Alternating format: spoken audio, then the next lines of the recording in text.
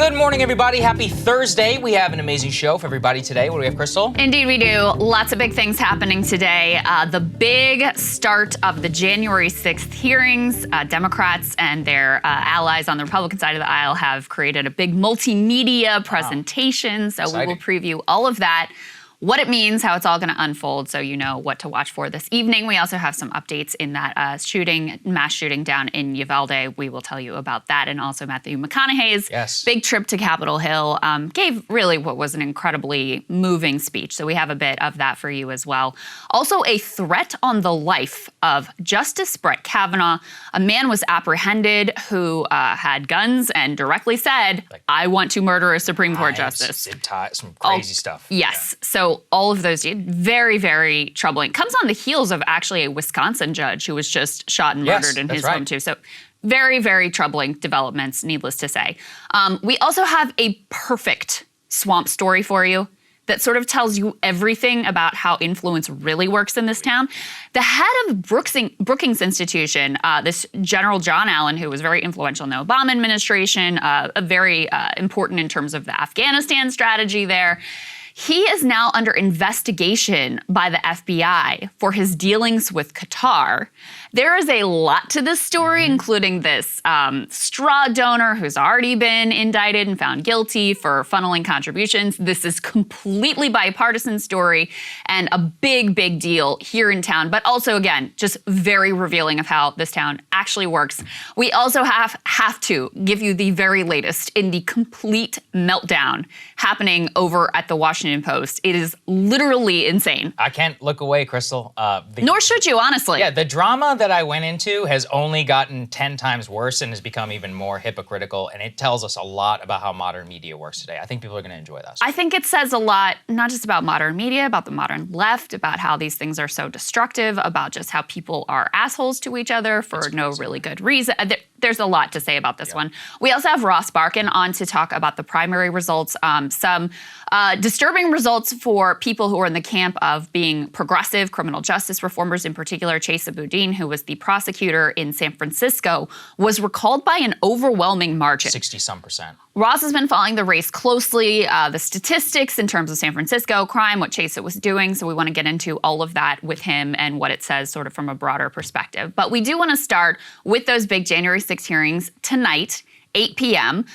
Before I get to the first element, I was just reading this morning, Politico Playbook has a little bit of in-depth detail about what exactly you can expect in this first hearing. This is, of course, the culmination of, I think it was a 10-month investigation. The co-chairs here are Benny Thompson, Democrat from Mississippi, and Vice Chair Liz Cheney are from Wyoming. What they say in Politico Playbook this morning is, drawing on months of interviews and thousands of documents, committee has thus far kept most of its findings close to the vest. So we expect a lot of new information and some of the most terrifying video from that day that hasn't been shown to the public yet.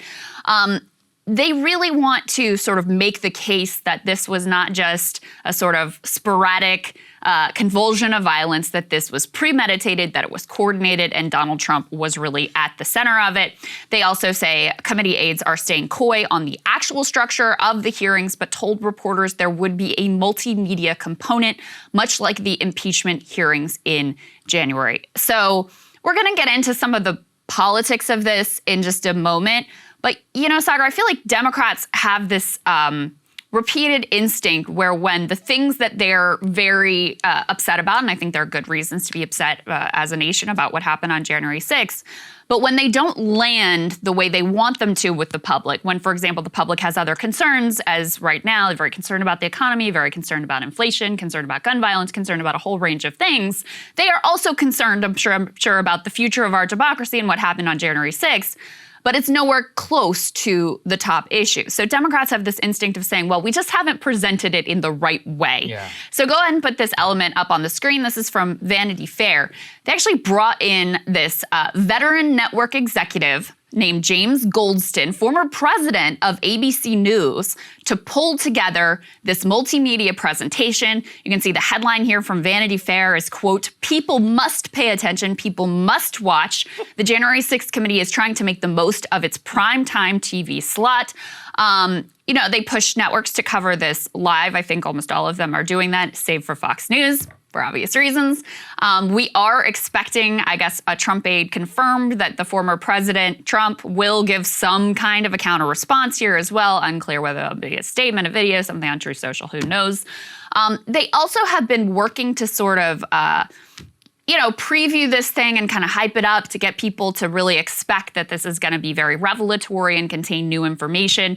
We have Jamie Raskin, who is on the committee, kind of teasing this week, saying, go ahead and put this quote up from him. Yes, the committee has found evidence of concerted planning and premeditated activity. The idea that all of this was just a rowdy demonstration that spontaneously got a little bit out of control is absurd. You don't almost knock over the U.S. government by accident. So we're going to lay on all the evidence we've found. House Resolution 503 charges us with defining what happened on January 6th, explaining the causes of what happened, and then ultimately laying out recommendations that would allow us to fortify ourselves against coups and insurrections moving forward. So again, I think that there's an attempt here to let's package it in a different way. Let's bring in this TV executive. Maybe this time it will land in a different way with the American people, where it won't be just one of a list of issues, but it will be the primary issue. There isn't a lot of indication that they have some new bombshell revelations. I think everybody who lived through that day knows the general contours of what happened and has already sort of taken that in and processed that in whatever way they are going to process it. But I think the other way you have to see this is through the lens of a media apparatus that also has never had ratings that were positive again since January 6th. So they also want to kind of recapture the magic of that day. Absolutely. I mean, I think there's a lot to say about this. Now, first and foremost is it's been 10 months since this committee was even founded. It's been more than a year since January 6th. I think we have a lot of bigger problems than January 6th. But this reminds me exactly of impeachment 1.0 and 2.0. I remember specifically Nancy Pelosi talking in, I believe it was impeachment 2.0, whenever it was about Ukraine. They said, well, the people of America don't understand how bad this was. So when we put him on trial, then they'll understand. And guess what? There has never been, and I really mean this, go back and look at Gallup party identification, higher identification with the Republican Party in the United States than the exact time period, January of 2020, whenever impeachment was going down. So that was impeachment 1.0 about Ukraine. So what does that tell us? Which is that we've seen this movie before. How many times did I hear it about Russiagate and Comey? They said, well, when you guys hear James Comey testify before the committee, or when you hear Robert Mueller testify, you're going to see. People need to understand what the Mueller report really said. We all know what it said. Everybody does. They have much bigger problems. It's like, how many times are they going to continue to try and do this? I find the primetimization of this, honestly, just so facetious, because what really got to me is that, here's the other thing too. If you are one of these Russiagate, Democrats, January 6th people who wants to see Trump out of office or impeached or whatever, criminally charged, you're being misled, because they specifically have asked them, Jamie Raskin and others on the committee multiple times, are you going to find Trump criminally liable? They said, that's not what we were charged with doing. It's like, no, but that's the spirit of what you guys have been trying to do. They tried to impeach him and it didn't work. It's like, what is the point of this entire thing? Well, and here's the thing, I think, too. Right in the wake of January 6th, when the images and the emotion and everything that people felt of that day was really raw, that was the time for, and it's not, Democrats, I think, did everything that they could more or less do. I mean, they moved forward with impeachment. People saw that day, they were horrified by all of it. Like, this was not a good day in American history. So Democrats moved forward with impeachment. If you're Republicans who wanted to sort of excise this wing of the party, who wanted to move in a different direction than Donald Trump, that was your time. Yeah. And, there was maybe an opening. And I remember covering at the time, Mitch McConnell kind of flirting with it, putting out trial balloons of maybe we're going to actually, move in the direction of joining the Democrats for this impeachment, barring Trump from running for office again. Maybe we're going to actually sanction the members who were complicit in, trying to overturn the election results, whether that was a far-fetched outcome or not, which I think is pretty debatable. But ultimately, they took the temperature, and McConnell is a creature of power and nothing else. This is not about morals or principles or anything else with him. Took the temperature of the base of the party and decided it was too hard to act in that moment. And so now, that they didn't pursue that path, whether it would have been successful or not on the Republican side. They decided to just there were a few that voted with the Democrats, but otherwise they just sort of decided, let's keep our heads down and keep going in this direction and keep playing this game that we're ultimately playing. And so now the only recourse that is left is an electoral recourse. Yeah. I mean, the only recourse that is left is, really prove that you have, if you're on the Democratic side, that you have a better vision for the country, that you're going to deliver, deliver calm, deliver materially for people, and push the country in a better direction. I mean, at this point, I think that's really the only answer to January 6th is offering the American people a vision that they can buy into, that gets people moving in, the same direction again, that doesn't just seek to tear and divide people apart. And I'm not saying that, January 6th necessarily is about dividing people apart, because I think the overwhelming number of Americans were really horrified by what happened on that day. But if Democrats think that this time, with this multimedia presentation, with this new piece of information or this new interview with Ivanka or whoever it is that we're going to release tonight, that this is going to change the way that Americans are thinking about the midterms or thinking about the Republican Party or thinking about us, I think that that's probably pretty fanciful. Yeah, look, gas is $5 a gallon. It's $4.97. It'll hit either sometime today or sometime tomorrow. That's the problem. Food is too expensive. Solve that. Hold a hearing on it. Why can't we have primetime hearings with the CEOs of the oil companies and primetime hearings with the CEOs of the meatpacking industry? That actually might get people going. People might tune into that and be like, oh, I'm kind of interested in what exactly is happening here. But this is politics and Washington especially is all about what you choose to focus your time on. And this is what they have decided to try and make a key part of their case. And I don't think it's going to work. I think the holding it in primetime, obviously, look, fine. I mean, and also here's the other thing on the video side of this. What have we not seen at that point from the day?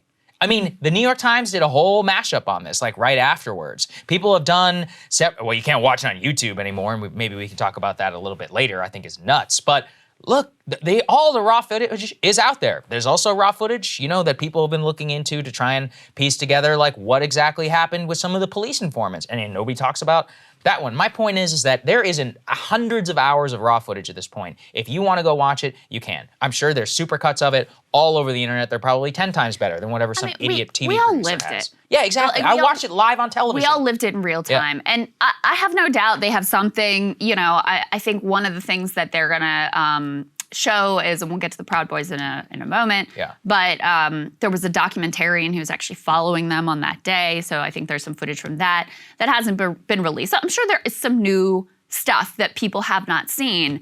But I also think that people really understood it very clearly on the day what ultimately happened. And we have learned some new details about how there were, people in Trump's orbits who had deluded themselves into making these plans and these, separate slates of electors. And again, I think it's an open question of how close any of this came to ultimately succeeding. And I've read through the affidavits at this point and the indictments at this point of both the Proud Boys and the Oath Keepers, who have now both been charged with seditious conspiracy, and we'll talk about that in just a moment. And it's clear they deluded themselves into thinking that if they sort of showed up at the Capitol, that the American people would be behind them in this effort to overturn the election results. And that would be the spark of this revolution. I mean, this is the, deluded, fanciful, LARPing that these dudes were doing. And I don't want to downplay that this was a dangerous situation, but ultimately in their mind, they'd completely deluded themselves. The American people clearly were not behind them. Yes. I mean, that's the bottom line of why this all became a complete failure, if your goal is to overturn the election results, is because people, even Republicans at the time, now Republicans have come up with all sort of after-the-fact rationalizations, they were horrified by what happened. They did not have your back, ultimately. Even Trump, after much persuasion and, a million people calling him saying, you have to tell these people to leave, ultimately told them, to go home and to be peaceful. So the American people did not have their back. They understood on that day what it meant, what happened. They have sort of made their political judgments around that. And I think that at this point, the parties that can focus most on delivering a better country and delivering for people and making their lives better tends to be the party that's doing best. I mean, this is the big Achilles heel for Trump as well, is he's so obsessed with this stop the steal nonsense.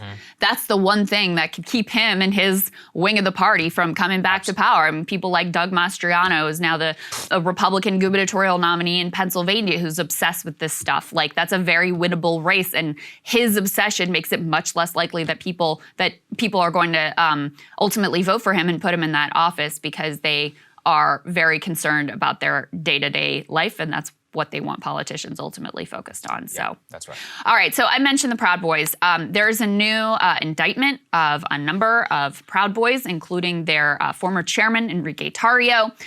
So it's Enrique Tarrio, former chairman, 4 other members of the far-right group were indicted on Monday for seditious conspiracy for their roles in the storming of the Capitol on January 6th. Let's go ahead and put this first element up there on the screen.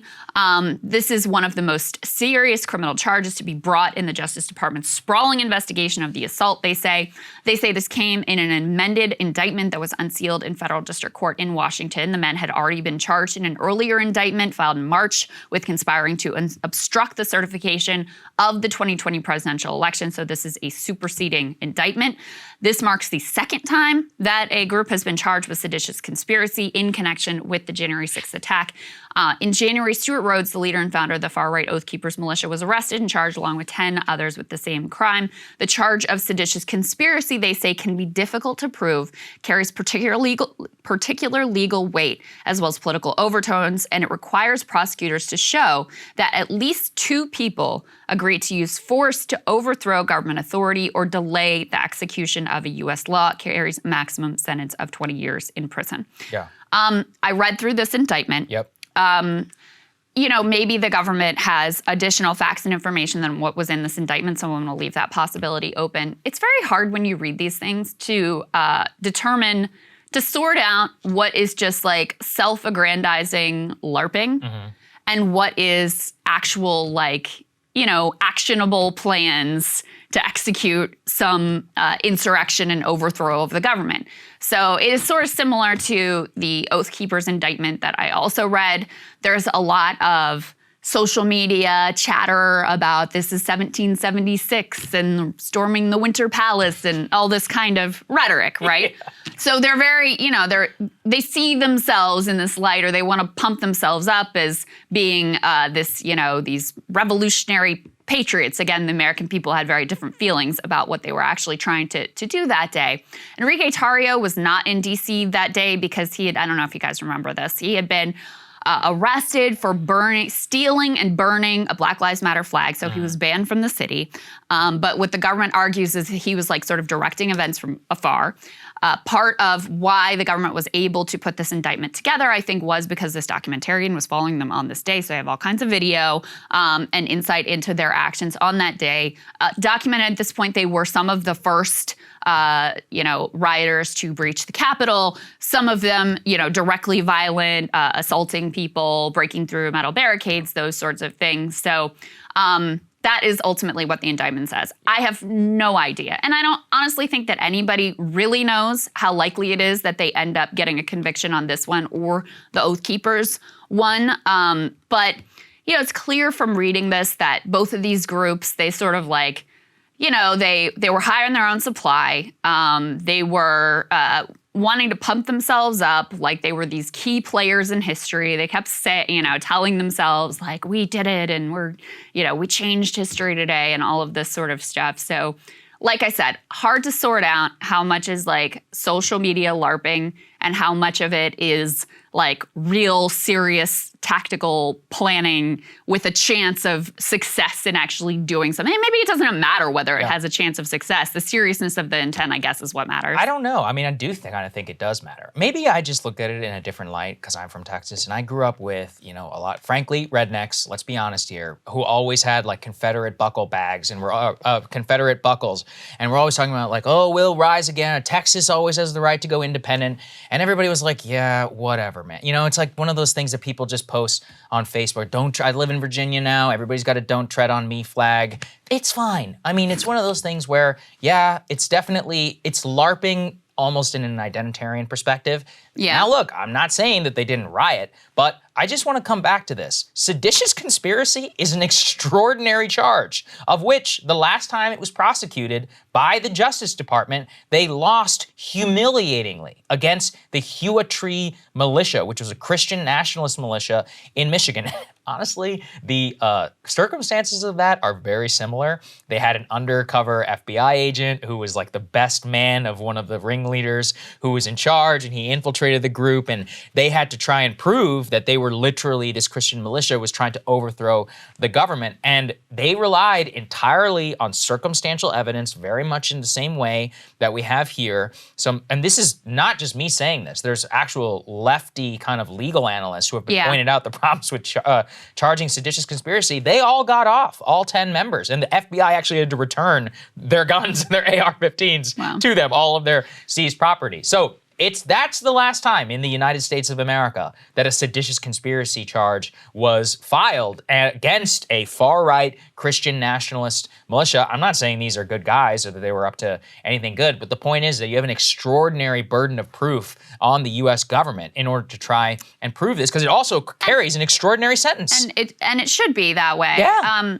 So let me give you a few of the details here from news reports also, the way this was written up. So they say that while the Oath Keepers, the other group that was charged with seditious conspiracy, and they were the ones that after January 6th, they went and celebrated at like a Denny's or an IHOP or something like that. I can't remember exactly. As one does in the middle of a revolution. Right, exactly. Everybody celebrates the revolution at Denny's. The Oath Keepers had been planning for an armed response to Trump's loss for some time. The Proud Boys appear to have been mobilized around January 6th only after Trump tweeted that there would be a, quote, wild protest in D.C. on that day. According to the government's indictment, Tarrio and other Proud Boys formed a new chapter of the organization, sort of an elite Proud Boys unit, I guess, on December 20th, called the Ministry of Self-Defense. The focus, Tarrio said, is, quote, national rally planning. So Trump's tweet about a wild protest was December 19th. They start this group on December 20th. So, the government is trying to indicate, like, Trump really inspired these guys to pull together this sort of like militant armed group and to execute this planning for January 6th. Shortly thereafter, they say someone sent Tarrio a 9-page plan titled, quote, 1776 Returns. It included plans for occupying a number of buildings in Washington. In a video chat December 30th, Tarrio told members of the MOSD that what would happen on January 6th would be, quote, completely different than the group's past demonstrations and wouldn't simply be a, quote, night march and flexing. So this is some of the evidence the government is laying out to say this wasn't just, Proud Boys, obviously, they're sort of notorious for being mayhem, mischief makers, showing up at rallies and getting into scuffles and, sort of having like an inclination or a acceptance of violence in their ranks, that there was planning involved, that they actually had these documents that lay down a plan to occupy buildings. They have messages between them, plotting out what they're going to do on the day. And so that is the case ultimately that they are laying out. Yeah, and look, I think that they have a pretty good case for for illegal entry, mischief, maybe even conspiracy to that effect. But again, I just want to emphasize seditious conspiracy is an extraordinary charge that's being brought. And I honestly do think it's political. I think it's being brought by the Department of Justice in order to try and mollify and satisfy kind of these bloodthirsty Dems who are like, what are we going to do to try and make sure that these people are held accountable? And look, I think it exposes a lot of the ways that they think about, criminal justice and kind of how it should be used against people that they look at as, they're fine or they're the real criminals. And then, our side who does anything similarly, it's like, no, that's not how the law works, nor should it. It should be equal application of the law. And let's throw this final one up there on the screen, because I also think that this just goes to show you. This is the Proud Boys one. Let's go to the next one, please, about Reuters and Peter Navarro. This is another one. The Justice Department here is bringing a contempt case against Peter Navarro for not complying with the request of the January 6th committee. Now, is Peter Navarro technically in violation of the law? Yeah, but how many times have we seen contempt charges moved from Congress to the Justice Department and they refuse to actually prosecute it? It actually doesn't happen all that often for the Justice Department to specifically carry out the contempt charge because a lot of people, and I hate to say this, a lot of people actually are in contempt of Congress. A lot of people don't simply just comply. But the Justice Department, Merrick Garland's Justice Department, is making them the enforcers on the January 6th committee. I'm not saying that they shouldn't comply. It's a legal, charge. They're supposed to. But the application of law, again, shows you what the priority actually is. Yeah, I don't know. So on this one, I think this dude should be held in contempt. Because, you can't have a congressional body, whether you're like super into the January 6th committee or not, that has the power to compel people to testify, and people can just say, screw you, I'm not going to, and just nothing happens. I think the charge against him is completely fine. I just wish that everybody who was held in contempt of Congress actually got prosecuted. That's fine. But just because it's not, it should be consistently applied, but you can't just say like, we're just not gonna get, like, you can just go to Congress and when they, ask you to testify or not. So I think if you're gonna have a government and have a state, you have to be able to enforce rules like this. So I have no problem with Peter Navarro or Steve Bannon or, if Mark Meadows, who also didn't comply with their request, and others being held in contempt. I have no problem with that. Charge them. That's completely fine. I'm more saying I know that there is not equal application of the law because I've seen several contempt charges not get brought against other people. And I just think the thing that it feeds into is the witch hunt narrative that a lot of people who look at this and say, look, you see these January 6 people who are they're still in prison, like a Washington, D.C. jail. Marjorie Taylor Greene and Matt Gaetz are like always talking about this. And look, it is unjust. But you also see the seditious conspiracy charges, the millions of dollars the Justice Department has spent on this, and no real investigation now, millions of dollars spent by Congress, prime time. I just think it feeds into that narrative. And I do think it delegitimizes actually some of the power of Congress in the eyes of the people. Now, look, it's got an 8% approval rating. I believe in the equal application of law, absolutely. Yeah, of course. And this is not people's top day-to-day priority. But overwhelmingly, the American people were horrified by this day. The idea that people who were involved should be appropriately held to account and the existing laws applied to them, I have zero problem with that whatsoever. And I do think it's a fake narrative that's been spun about, like, there is a contingent on the right that just wants everybody to be left off the hook and paints them as like they were just tourists taking selfies and no big deal. No, the application of the law here is actually important. You can't just have it where, if you don't like what a congressional body is doing, you can just say, screw you, I'm not gonna show up. I also don't want to downplay, even as some of these people were buffoonish and some of their plots, completely ridiculous and had no chance of working. They were serious about wanting to do this, wanting to overthrow the government. I do think that that's something we should take seriously. Oh, yeah, definitely. And that is why I actually look at people like John Eastman and some of those people who were legitimately, legally trying to do this. I'm like, those are the people you really should be going after. And Eastman, that's a weird one because this is not he obviously is a crank, right? But he came from this sort of intellectual legitimate lawyer background, legitimate lawyer, all this stuff. And he was very involved in trying to come up with some high-minded stop the steal, exploiting some ambiguities in constitutional language to try to make this thing a reality.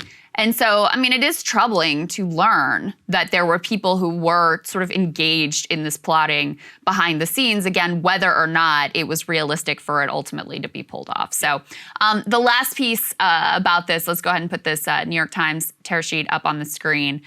The New York Times take here is that January 6 hearings give Democrats a chance to recast midterm message with the majority at stake. Democrats plan to use these 6 high-profile hearings to refocus voters' attention on Republicans' role in the attack. Spoiler alert, that's not going to happen. People have processed January 6th, however they're going to process January 6th. What November is going to be about is how people are feeling about their own bank accounts, the direction of the country. Right now, under Joe Biden, inflation is the number one issue. We have seen issues like gun violence and abortion become more significant in terms of people's directions, but ultimately, it's not complicated to understand what this election is going to be about. People feel very negative about the economy. They expect there to be a recession. They're getting pay cuts every month and every week because of inflation, and that's what they're ultimately going to vote on. Obviously, I don't understand how they can possibly think this. Recast the midterm message. Frankly, they'd be better off going with COVID, and nobody cares about COVID anymore. So this is even lower on the rankings. I just think it's incredible. Like, it's impeachment all over again. Why they are unable to just reckon with what's really happening in terms of what voters care about. Joe Biden just today hit the lowest ever in the history of his presidency, lower than Donald Trump's approval rating, some 31%. And not just that, he's got a 56% disapproval. It's 20-some% approval amongst independents. What's the number one reason that people are upset? Inflation. What's the number two reason people are upset? Also inflation. Number three is probably healthcare, which also has to do with inflation because that continues to go up. Number four is like housing. So does that have to do with any of this? And the media obsession, anytime, I had to turn off phone notifications for these media companies. They'll be like, so-and-so was just served with I'm like, I don't care. I literally don't care. And I know from doing this show that other people don't care. A lot more people that don't watch the mainstream media, which is the vast majority of people in this country who would either tune them out or tune in to something else, care about something far differently, which is why when we do stories about the trailer park going up, like that's the stuff that really affects people's lives. And they have no seeming connection. Media especially. Throw this one up there. I love this. From Yamiche Alcindor over at NBC News. Democrats need to, quote, make people care. This is what they always say about the January 6 hearings more than gas prices or baby formula. Yeah, you should care more about the January 6 committee and about a seditious conspiracy charge against some cranks in the Proud Boys, more than whether you can feed your child or drive to work. I mean, this is the height of the way that they see the world and why what they feel like is most important continues to just be a massive disconnect from everybody else. Yeah, I mean, there's just no denying that. And I think she's not wrong in that if Democrats could pull off the magic trick of making January 6th the number one issue, that would be a much better landscape for them for the midterms. But that is clearly not going to happen at this point. And I also think it's important to remember that part of why they, keep grasping for something like, let's just talk about January 6th again, is because to focus on the issues that people are telling pollsters are their number one issues day to day would require actually doing work, would require actually, challenging their corporate donors, would require actually, having some political imagination, having some political courage, having some plan and vision for the future. And they, that's why they continue to fall on these, to fall back on these types of issues rather than the material issues, because it's easier to put together a multimedia presentation reminding you how terrible January 6th was than it is ultimately to sort of challenge corporate power and get inflation under control, deal with gas prices, chart a new future for the country. So I think that's why they continue to fall back on these types of things. Absolutely. Okay, let's go talk about Uvalde. So we always want to stay on top of what's going on with that Uvalde CISD Chief of Police Pete Arredondo, the person who made the call to make sure that police officers and law enforcement who were gathered in the hallway did not even go into the classroom. So let's go ahead and put this up there on the screen. Oh, very interesting. The school police chief was a no-show at the Uvalde City Council meeting. So just again to explain this for people who may not remember, Pete Arredondo was also elected recently to the city council in Uvalde. And he was actually sworn in after the shooting while he was in disgrace, and they actually stopped that swearing-in ceremony from being public. Since then, he has been in complete hiding. He, by accounts and early leaks from the investigation, was not being cooperative with the FBI and with the Texas Department of Public Safety whenever they're asking him for information. He has been confronted by CNN. He says, I'm not going to say anything. He continues to try and live life in the shadows. He's closing off the city council. Imagine that, a government building, a people's building, that they're like, no public allowed. He's actively working to throw reporters off of the sidewalks.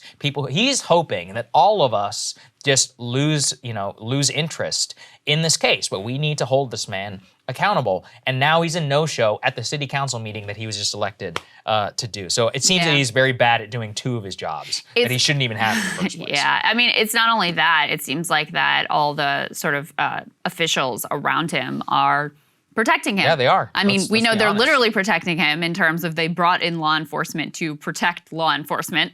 The sort of protection that those kids could have used very much while they were being massacred by a madman.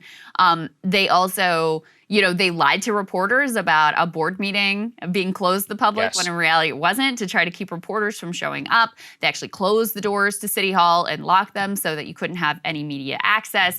They seem to have been, there seems to have been a lot of complicity in this guy's vanishing act. So that is a very important part of what is going on here ultimately. I mean, the school board had a chance at their meeting to actually remove him from his and they didn't post. do it. They declined to do it. Right. So, at the same time, certainly the anger and emotion on the ground in Uvalde is not going away anytime soon, when lives have been taken, lives have been ruined, families have been destroyed, and the very latest incredibly hard to watch emotional testimony came from a teacher who was wounded in this attack. He was a 4th grade teacher. He's in room 111.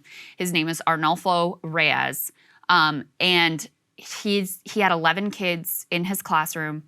Every one of those 11 kids shot and killed.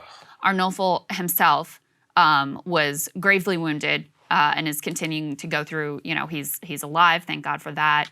But is continuing to go through surgeries. It's going to be a long physical recovery process for him. And I don't know, the emotional, mental recovery process. I don't know if it's even possible to overcome what he's experienced. Here's a little bit of what he had to say about the response on that day.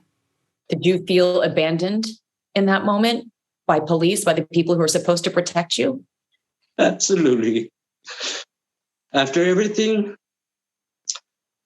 I get more angry because you have a bulletproof vest. I had nothing. You're supposed to protect and serve. There is no excuse for their actions. And I will never forgive them. I will never forgive them. I know that I will not let these children and my coworkers die in vain. Absolutely, I will not. I will go anywhere to the end of the world to not let my students die in vain. They didn't deserve this. Nobody in this world deserves this kind of pain. And what he wants specifically is to raise the age of assault, the ability to purchase assault weapons, something that actually was passed in the House but has no chance at this point in the Senate. But his experience on that day, he talks about how he could hear law enforcement in the hallway. And then he could hear them saying, please come out and talk to us. We promise there won't be any harm done to you. And then they go away and nothing for, something like an hour and 20 minutes. And it's heartbreaking because he says, I did everything I could do. I told the kids he told the kids to go under a table and to pretend that they were asleep, because they had gone through training for active shooters. Right. I mean, this wasn't a school district that was unprepared. Of course, it ends up that they were completely unprepared, but he did what the training had told him to do, to have these kids hide under a table and pretend like they were asleep. And he said, in the end, they were just like sitting ducks, and every single one of them killed. He also wanted to make sure to tell the parents that the other teachers who were in the adjoining classroom, who were both murdered, that they also bravely did everything they could for those kids. But, they're completely defenseless, and the people who were supposed to be there to help them did nothing. Yeah, and, props to him for speaking out that way. And, whatever he wants to say politically, I think that's completely fine. And that's something I get annoyed by, is people who attack, victims in this case for pushing policy.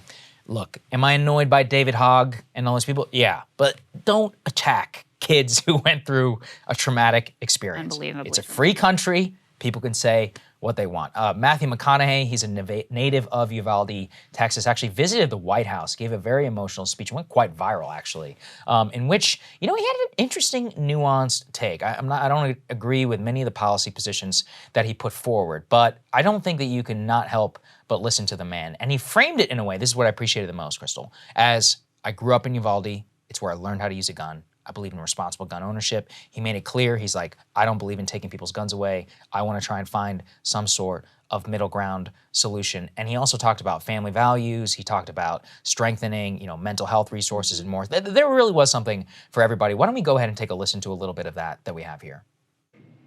We need safer schools. We need to restrain sensationalized media coverage. We need to restore our family values. We need to restore our American values. And we need responsible gun ownership. Responsible gun ownership. We need background checks. We need to raise the minimum age to purchase an AR-15 rifle to 21.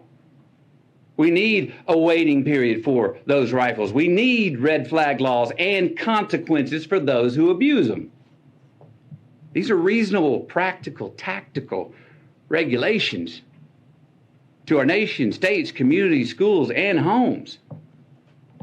Responsible gun owners are fed up with the Second Amendment being abused and hijacked by some deranged individuals. I think he frames that better than any Democrat thus far. I haven't seen any.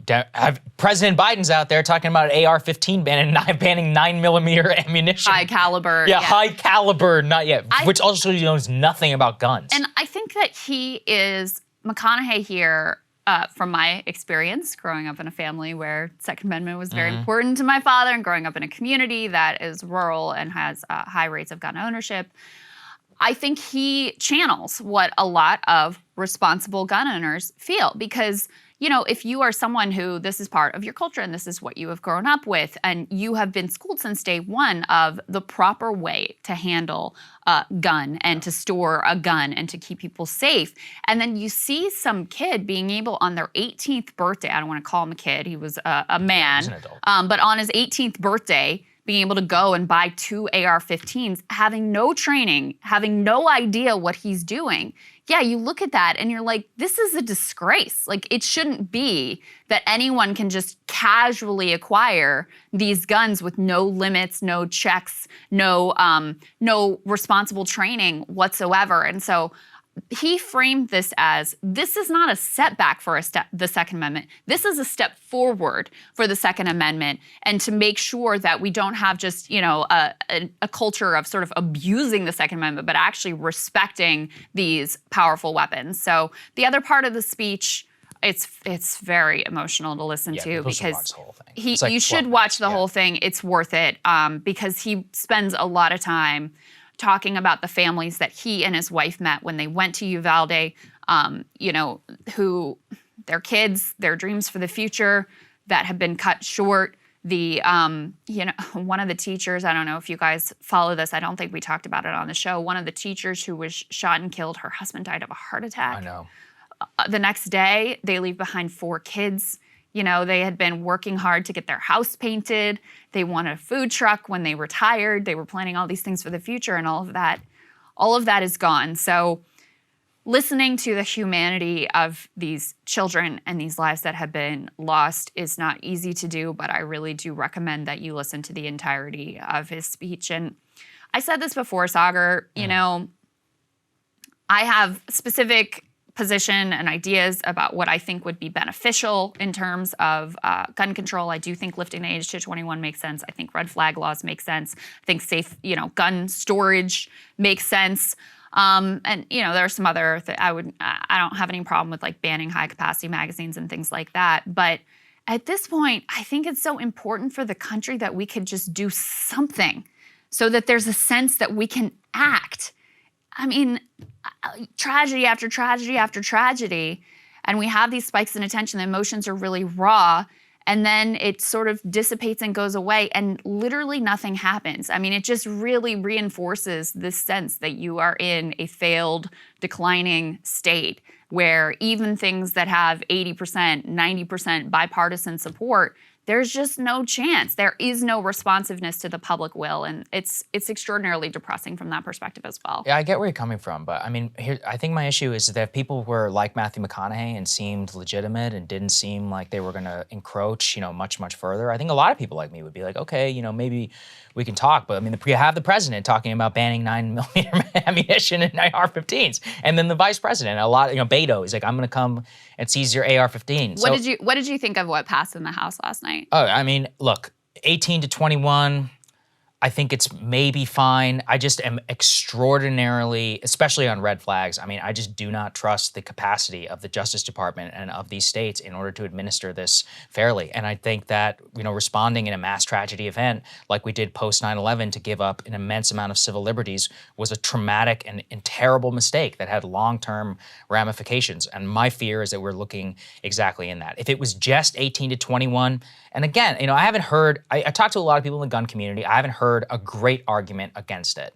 That being said, it does open a slippery slope. So on that one thing alone, on the merits, I think, okay, maybe I'd be willing to talk. But see, red flag is the one I'm just absolutely not gonna get I don't think the red flag Yeah. is what was included. I'm looking at the details of what was passed last night in the House, which again, I think has no chance of the Senate at this point. But it doesn't actually include the red flag laws. The big piece of it was lifting the age 18 to 21 for assault weapons. And I just don't buy the slippery slope argument here because it's so hard. I mean, not even these things, which are incredibly moderate and supported by like a majority of Republicans, 70 to 80% of Americans, are probably not going to get through.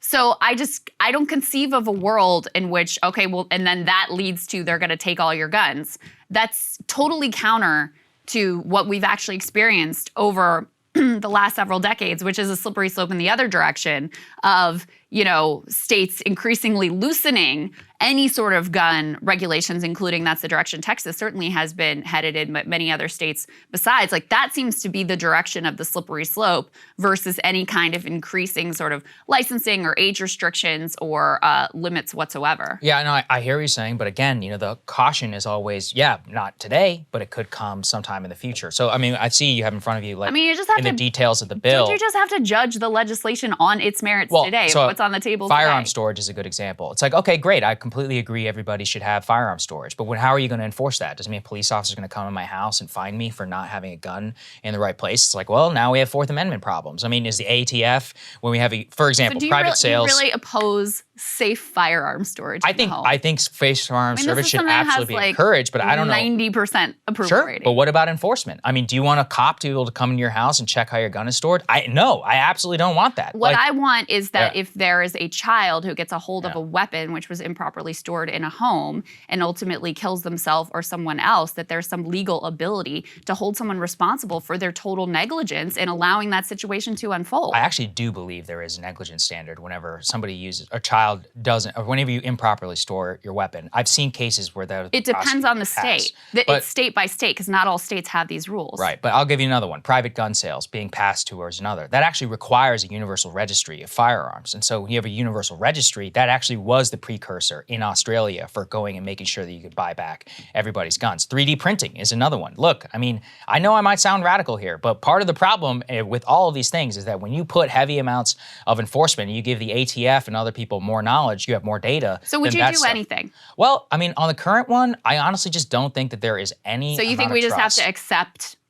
this is how it is? There's going to be school shootings. We're going to have mass violence. There's not, the suicide rate. That's terrible. Honestly, the mass shooter events are the hardest ones to disrupt. What I think you could have more of an impact on is domestic violence and suicide, where just having easy, immediate access to a firearm, no waiting period, no safe storage, the sort of accidents that all too often kill our children. Those are the sorts of things that I think you could more easily have somewhat of an impact on, but you just don't think it's worth it. Well, it's not about worth it. It's about what's the cost. I mean, look, like I said, I keep going back to 9/11. I mean, 9/11 was a horrific tragedy, terrible event. 3,000 people were killed.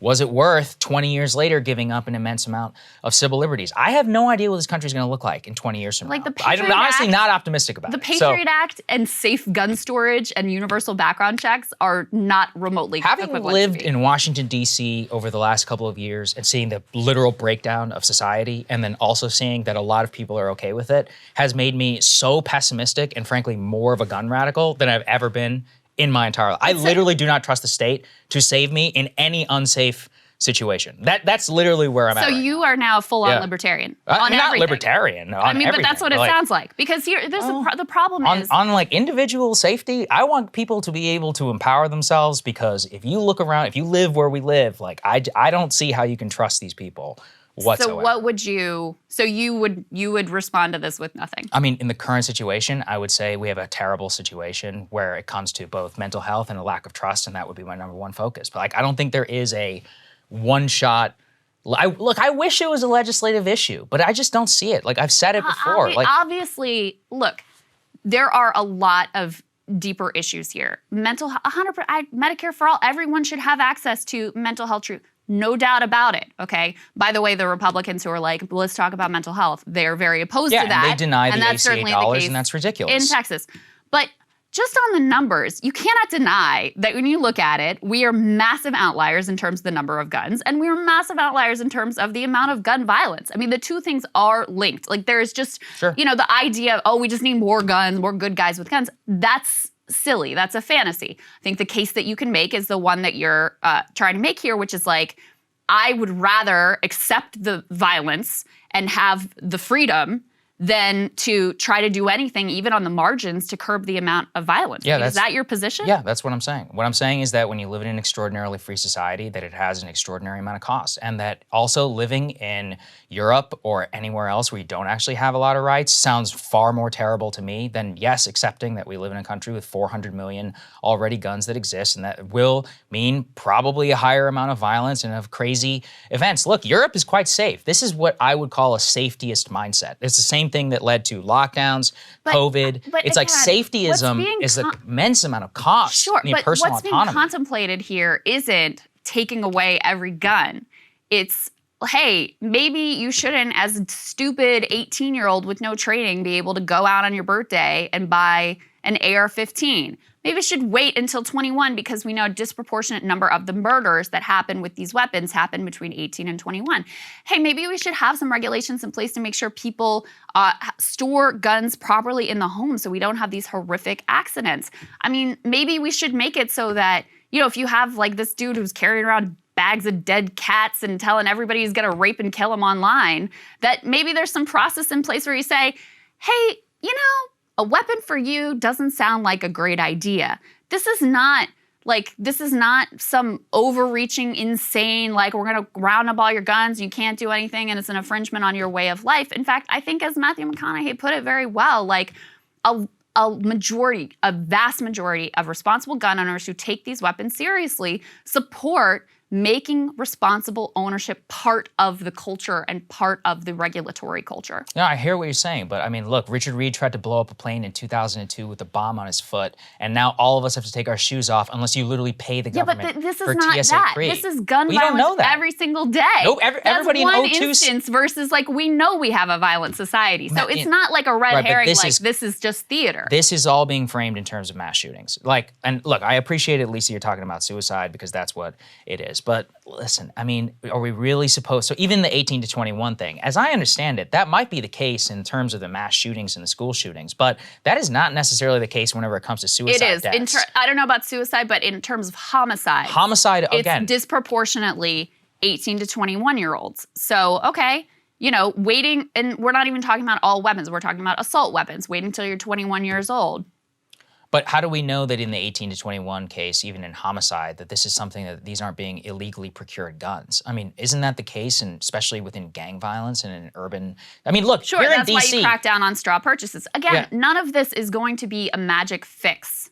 But I don't believe that means you should just say we can't do anything, because I do think it's instructive. This dude waited till his 18th birthday till he could buy it legally. Yeah, sure. I mean, but Columbine happened when the assault weapons ban happened through straw purchase because they got some weird friend of theirs in order to go and to buy the gun. I forget what his name was. Yeah, it's never. Of course, it's not going to solve every Yeah. single instance. There's no question about it. We're talking about, can we reduce the numbers on the margins, not just of mass shootings, but of all gun violence. And I think there are some steps we could take. And, the American people overwhelmingly agrees. And I find it very depressing that Congress is completely unresponsive to what the overwhelming public will on this is. I mean, I don't even disagree necessarily with the statement. I'm trying to present to you, listen, the last couple of years have changed a lot of things for me. I didn't think we would ever live in this country that we are, and it has made it so that I'm extraordinarily skeptical, especially whenever it's D.C., Virginia, or these types of extraordinarily blue states where if I were to live in them, I would want to give people as much power as possible in order to try and protect themselves should the time ever come. As depressing as it sounds. Okay. All right. We'll leave it there because we've had this debate a lot. But all right, let's talk about Kavanaugh. I just fundamentally disagree that the answer is just to give up on government being able to do anything good. I don't put it that way. I would say, okay, let's try, it's a meme, but let's talk about root causes. Let's restore trust in society. There's a lot of different things. Yeah, but there's also harm prevention in the meantime. But harm prevention, think again, harm reduction, these are all great intentions, awesome intentions. But we know, as we saw in the COVID regime, that whenever you give a little bit of power, that it can encroach tremendously on your day-to-day life, and that the safetiest mindset, there are little kids in New York, I just saw 2 days ago, walking down the street here, little preschoolers with masks strapped to their face because of school policy. New York City, Eric Adams is still for it. My point is that as you saw in those cases, the safetiest mindset exactly, which led to universal mask mandates, which honestly I even supported at the time 2 years ago. I was like, oh, this stuff gets pretty out of control quickly. Washington, D.C. was one of the last places in the country to lift an outdoor mask mandate. I mean, look, these things have real costs. And when you give people that power, especially in the current environment. But even the fear-mongering around that was this is never going away. Well, it has. I mean... Well, it hasn't gone away. It's more that we kind of accepted it, which we probably should have accepted almost everywhere in the country, there are no mask mandates. Schools were open until, summer vacation and all of that. So I also thought that there was a lot of overreach there. But the maximalist argument that, now that they have the power, it's never going to go away and we're going to be stuck wearing masks forever in all places, et cetera, that didn't come true. We'll see. Everybody's saying monkeypox is airborne now. New lockdowns around every corner. Are we in lockdown? No, we're not. Yet. So listen, again, I think there are big problems with government overreach, especially in terms of FBI, law enforcement overreach, especially in terms of surveillance, Patriot, all of that is certainly true. But I don't think the answer to that is to say government can't do anything to make our lives better and our communities safer. Because then you just that's just giving up. I mean, it's just a very nihilistic view to say everybody's on their own and you can't, the problem isn't let's make a more accountable government that's more responsive, as in this case, responsive to the public will. It's let's just not have a government at all. I'm just not sure how possible that is in the current environment. But okay, let's go ahead and move on and talk about Kavanaugh here. Let's put this up there on the screen. So an armed man was arrested yesterday near Justice Brett Kavanaugh's home and was actually charged with attempted murder. The details of this are really chilling. So this man, he was 26 years old. He's from California. He was carrying a gun, a Glock 17, knife, pepper spray. He was upset about the leaked draft opinion on Roe versus Wade. This is according to an FBI filing.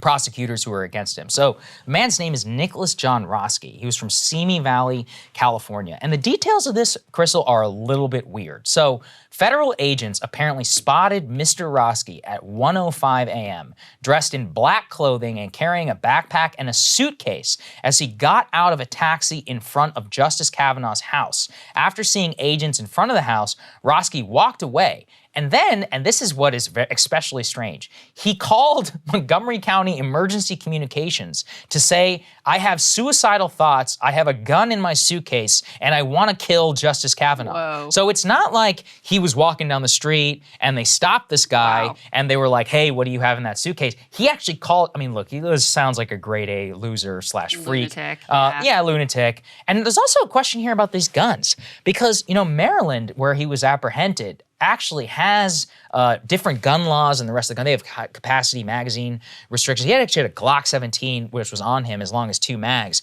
So then here's the question. Did he fly with the Glock? I mean, it's legal to fly with a gun in this country, but did he fly into Dulles or into one of the areas around here with the gun on him? And also, did he stop at a gun store in order to procure ammunition? He also had pepper spray, which I know that you can't fly with, as well as a knife. I'm not sure exactly what the laws are around that. Anyway, the preparation as to exactly what was going on here sounds strange, and the FBI isn't giving us much of a timeline. They basically say that he got out of the plane and then came to Justice Kavanaugh's house. So I also have a question of, did he fly with the pepper spray and the knife? California. As to what we were just talking about with TSA. By the way, TSA fails almost every other safety exam that they're ever put in front of. Most people don't know that.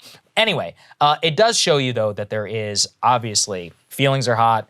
There's sparked a lot of debate around being able to protest outside justices' homes, but I mean, that's not connected to this. I will say there was a group, I think it's called like Ruth Sent Us, which is especially ironic considering that Ginsburg is the reason that any of this is happening. But Ruth Sent Us apparently published the homes with a map of all of the conservative justices where there have been protests. That's how this gentleman found out the address of Justice Kavanaugh. So that's obviously going to be part of the discourse. But I personally found the media angle on this just mystifying, because what do we talk our entire A block about? They're trying to connect January 6th, broader seditious thing, to the actions of a bunch of, 1,000 or so, whatever, absolute lunatics on the day of January 6th. They've made it clear. It's like, oh, if you were supporting this even rhetorically, then you are directly responsible, tied to the violence. But look at how this CNN reporter reacts the moment that the facts start to become clear. She actually even tries to blame the GOP. Let's take a listen. Very little detail at this point, Kate, other than to say this man is he's an adult man from California. We don't yet know what the nature of the threat was. We don't know what language the threat was or what kind of weapon this man might have had, if he had one at all, because the information at this point is just so thin.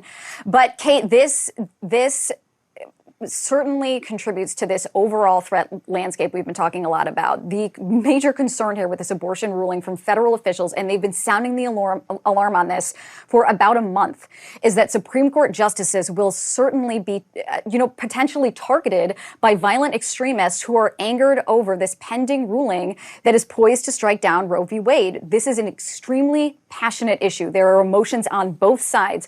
Federal officials have made clear over and over they believe the risk truly comes from both sides of this abortion debate. So here's what's weird, which is, and by the way, it's not untrue, actually, that obviously, abortion clinics have been bombed before, like people have been killed. So I'm not even saying that isn't a real point. She said it's not even clear if the man had a weapon on him at all, even though that was immediately clear. So what information? On CNN literally says found with a weapon. Found with a weapon. It's not clear. It's like, well, where are you getting your info before you go on live television? She seems very uncomfortable in explaining what's going on. Just say the facts. Yeah. Why is it difficult, Krystal? You guys in Sirota did a whole segment about not being able to protest outside people's homes. Whatever. I honestly don't even particularly care. But my point is that you can hold that position and say, yeah, some lunatic tried or wanted to kill Justice Kavanaugh. And, the circumstances of it show this is a grade A freak who's like, I'm having, who buys a gun and goes outside a house and then calls 911? Yeah. To say, so like, look, even people are like, this is a bona fide assassination attempt. Yeah, in spirit. He's also, he called 911 because he shot himself because he's just freaking out and chickened out apparently. That's a good outcome, great outcome, right? Of that it didn't get violent. So anyway, I think that the media coverage on this, I was telling you before, front page of the New York Times didn't even have this story on there in the immediate aftermath. Wow. Everybody knows. If Sotomayor, someone even sneezed at Justice Sotomayor, it would be, oh my God, it would be political assassination. It's like, come on. You have to deal with the facts as they actually exist. Exactly. What this made me think about was it did remind me that there was that judge in Wisconsin, retired Wisconsin judge that was just murdered by a gunman who then killed himself, who had a list of names. The government officials included, the governor of Wisconsin, the governor of Michigan, and other people within the judiciary. The reason I bring it up is, it's a really bad sign in a society when you have judges being threatened or judges being murdered, when you have, increasing political violence and instability. And so I really just sort of look at these events as part of that sign and trend of a complete unraveling of American society. And I think there's a lot of reasons for that. I think it's obviously in part that, it's the Taibbi thesis, I think, is incredibly compelling, that after we sort of, we get out of the Cold War, and so we don't have this external, unifying, quote unquote, enemy of the Soviet Union, then you've got the war on terror, and let's get those bad guys. And in order to generate ratings, the idea was after that, okay, well, we'll turn people on each other. And, so I see this as just another sign of a society that is in decline and in decay, and it's very uncertain what the future ultimately is, and it's going to take some dramatic changes to get us back on track, which is, I think, something that a lot of people really sense out there in the public. I mean, I think that a lot of the angst right now is economic, but I think if you look at that 70% plus who say America's on the wrong track, I think that's an all-encompassing feeling of like, this is not going well. This whole project we're engaged in right now is really not going well. And ultimately, we're dependent on the whims of like our most fringe and most deranged extremist among us for our sort of safety and future of society. Yeah, no, absolutely. I mean, you look at this too, I look at it as a total breakdown. You have judges being killed. It's not the first time, unfortunately, in the last couple of months that you've seen that. There's been a spike reported. I do actually think there's some bill on the floor, which again, it's being partisan I think it shouldn't be, to increase security for the Supreme Court. I actually think we should obviously do that, especially they're going to be dealing with more controversial cases. Look, I just think that you look at it in the context, I don't know why the media can't just cover it fairly. We all know if this was on the other side and that guy ever watched a single second of Tucker, it would be like Tucker Carlson linked to, we're not up here being like, what was his media diet? Who did he like? I'm sure this person who is clearly deranged, enjoyed and imbibed a lot of liberal media. Okay, fine. Are we going to say the liberal media is responsible for attacks or assassinations on? No, because people have individual autonomy. And clearly, this guy's a lunatic. And lunatics exist in our society. It's a good thing that he called 911. I find the treatment of the story almost as important as the story itself. Although, I think there has been violent attempts or like threats before on Justice Scalia. Anyway, I know that there's been attacks or threats against justices, but look, if they're going to be deciding cases on, Roe is not the only case. There's a gun case actually up before the Supreme Court. There's a bunch, and this is something we'll be covering in the coming days. There's a lot of significant issues that they're going to be weighing in on. Coming anytime now, basically during the month of June. Right. Okay. So. Let's go ahead and move on. Temperature not going down. Okay, this story, very important for what it reveals about the swamp and how all of this works. Go ahead and put this first piece up on the screen. So the FBI has seized the electronic data of a retired 4-star general who authorities say made false statements and withheld incriminating documents, so he was lying and covering up, about his role in an illegal foreign lobbying campaign on behalf of the wealthy Persian Gulf nation, Qatar. New federal court filings obtained Tuesday, they were sort of, I think, accidentally released, actually outlined a potential criminal case against former Marine General John Allen, who led U.S. and NATO forces in Afghanistan, did a bang-up job there. Great job. Before being tapped in 2017 to lead the influential Brookings Institution think tank. Side note, one of Brookings' longtime top donors, the nation of Qatar. Ah, interesting. Okay, I did go deep on this. I will spare you all of the ins and outs, but let me just give you a brief sketch of what the government is saying went down here. There are 3 individuals who are really involved. One of them is General John Allen. The other is former ambassador to the UAE and Pakistan named Richard Olson. And the third is someone they describe as a, quote, prolific political donor who's now serving a 12-year prison sentence on corruption charges related to those donations, some of which were fraudulent. He would donate that it was really on behalf of some foreign individual who wasn't supposed to be donating in our political elections, or sometimes he would invent names to funnel donations through. There was all kinds of shady dealings going on here at the highest level. This man's name is Ahmad Zuberi. And if you look into the details of what happened with Zuberi and Olson and John Allen here, basically, they were all colluding again. Allegedly, I'm sure their lawyers say this didn't happen, et cetera, et cetera. They were all colluding to come up with a way that they could represent Qatari's interests within the Trump administration. I want to say that this, though, story is completely bipartisan. This shady Zuberi character who's now serving 12-year prison sentence, he's got pictures with Hillary Clinton. Yeah, Biden. He got meetings with Joe Biden. This is a complete political mercenary who is a hired gun for the shadiest characters around the world to try to peddle influence here in Washington, and also by the way, sometimes with success. There's a quote here. Go ahead and put this next piece up on the screen. This is about the U.S. ambassador Olson. Part of what happened here. This is the guy who was the ambassador to UAE in Pakistan. He was in trouble with the FBI, and he was basically like, how come you're focused on me? And what about John Allen, who I was in cahoots with this guy, and you're not looking at him at all. So that's part of how the FBI ends up at General John Allen's doorstep. Olson was being paid $20K a month by this sketchy political donor dude serving the 12-year prison sentences. And he also, the sketchy donor dude, agreed to pay Allen an undisclosed fee for his efforts, according to prosecutors in Olson's plea deal. But Allen's spokesman says the general was actually never paid.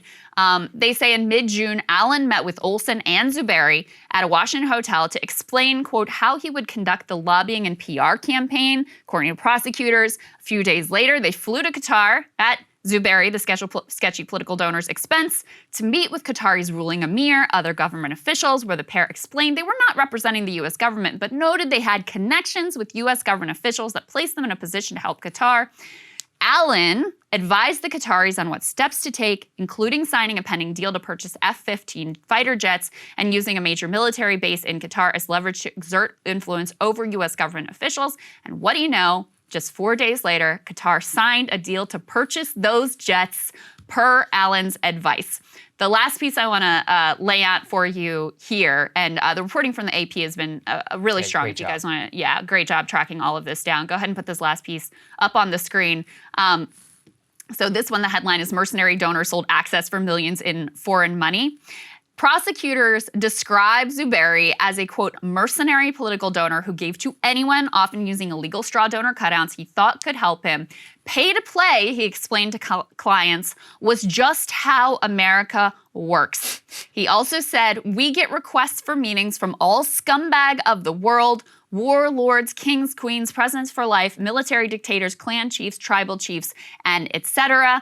And he says everyone wants to come to Washington to meet people. So again, shady character, did not do a good job even hiding his illegal criminal behavior. No problem gaining access to the highest level officials on both parties. Yeah, absolutely. Go ahead and put this next one up there on the screen. Ken Vogel makes a great point. DC think tanks always downplay suggestions that they're part of influence campaigns, but now the FBI says that the literal president of Brookings tried to hide his role in an illegal foreign lobbying campaign for Qatar. Look, they've got him dead to rights. He emailed the National Security Advisor of the United States, who he knew and served in the military with, while he was, I guess, maybe getting paid by these people to say you should have a more friendly tone to Qatar. Mm-hmm. How much more pay to play does it get, people? Oh, and then, this is even better, they have the three of them, or at least Allen and Olson, conspiring of like, oh, what can we say that we were really doing? Let's say Allen was setting up a foreign military advisory panel for Qatar, and that's what he was really there for. So, and they have them hiding documents and making up these stories that they go ahead and push to the feds. So, yeah, it's damning. And Brookings, by the way, has already suspended this dude. He got the Weigel treatment. Yes, he got the Weigel treatment. They already put him on leave. On leave. Presumably unpaid, although I'm not 100% I'm sure he's about getting that. paid. But, here's the thing. People know this. I lived in Qatar. I went to my last years of high school were there. Brookings has had a presence in Qatar for a long time. And there's always been sketchy stuff with like the Brookings Doha institution. I could see it while I was there. Their basic plan is, we know we're going to run out of oil and we got got nothing else going on over here. So let's just pay, or natural gas also. Let's go ahead and just pay off all the major institutions in the West, have them come here and intellectualize our society, which if you know anything about them, that's a interesting trying thing to do over there. But that's what they've been trying to do with Brookings and others. Now, the problem is that when they got into all that snafu, people forget about this. They were like cut off by the UAE and the Saudis. It was like a whole thing. Then they used their buy-offs and institutional connections to lobby heavily the Trump administration and others not to just side with the UAE and to try and play a broker role. They called in all their favors with Rex Tillerson. He was the Secretary of State and at the time. this was all unfolding. Exactly. This was all happening during that time. This is a big problem for Qatar because remember, Qatar is a tiny little peninsula. There's nothing going on there, and they're connected to the Saudis. They're one land border they just got cut off of, so they got to fly in all this stuff over here. So they're apparently, my mom had gone over there, and she was saying the grocery store, like everything was from Turkey and Iran all of a sudden. Really? Yeah, because the food, the normal food, all that stuff got. Anyway, it was a huge problem for the economy in Qatar. Now, what happened then is that they started calling in all the favors of all these billions that they've been paying off all of these Westerners, and this is exactly the issue with having all of this intertwined connection with these foreign governments. I mean, when you have these foreign governments who are donating all this money and spreading it around town, nobody does it for free. There's always a cost, always, and that's something that so many people here have tried to deny. I'm not going to say it's always pay for play, but it does never help. It never hurts, right? To give 50,000 or 100,000 or pay some guy 20 grand a month for something. These stories, a lot of them are really quite connected because you see who actually is able to influence policy and actually get what they want oftentimes in Washington and the sort of, the games they play to be able to do it. And you see issues that have huge public support and get no movement in Congress whatsoever. And then you wonder why you have the societal breakdown. It's not to excuse like the criminals and the lunatics that would, cause mass violence or political violence. But then you wonder why you have the societal breakdown of people who are like, using these fringe and violent means to try to make their political. It's all a sign of a society in complete breakdown. When this is the real way to get influence and power across both political parties, that is a devastating state of affairs. And, these think tanks, like they have this very sort of like high and mighty type of image, especially in this town, like, oh, we're just intellectuals here, like coming up with policy ideas and trying to, help. They're incredibly enmeshed in the political world and provide the sort of backbone and thinking behind a lot of legislation that ultimately gets done. Congress basically outsources a lot of their work to these think tanks. And this is, again, completely bipartisan and non-ideological. All of these think tanks are in bed with disgusting people and countries and all the rest. Tandon in the UAE, you remember that? That's exactly right. So, this is the real, this cast of characters is far from the only one that is engaged in this. And, I think it was the Wall Street Journal, that wrote this up, that said basically like, if this dude, this Zuberi character is now in prison for 12 years, if he'd been a little bit savvier and just played a little bit more on the side of like what is legally permissible, he could have done all that he was doing in basically a legal way and it would have been perfectly fine, and it's totally standard operating procedure here in this town. No, 100%. And just so people know, John Allen was one of those people who lied to the American people about the progress of Americans under the Obama administration while he was commander of all U.S. forces in Afghanistan. He lied to all of our faces. Then he endorsed I'll never forget this, he endorsed Hillary on the 2016 DNC stage. He's like, I'm a general and Hillary's going to keep us safe. Then he became the Brookings head. This is as swamp as it possibly gets. Clearly still enmeshed in the military bureaucracy. He was rewarded for his lies and failures in Afghanistan with the Brookings Post, and now finally, some several odd years later, is actually being held to account for. Maybe. We'll see. I'd love to see him go down. Yeah. He is as swampy as it gets. Selling out his country. Best for last, Washington Post. My God, I've not been able to look away. And look, the details of this sound juvenile, and that's the whole point. That the people who work in the most elite media institutions here in Washington are legitimately crazy people. So let's go ahead and put this up there.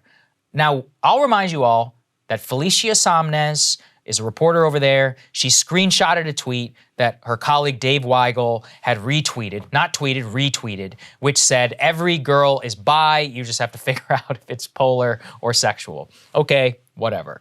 She says it's fantastic to work at a news outlet where this is allowed.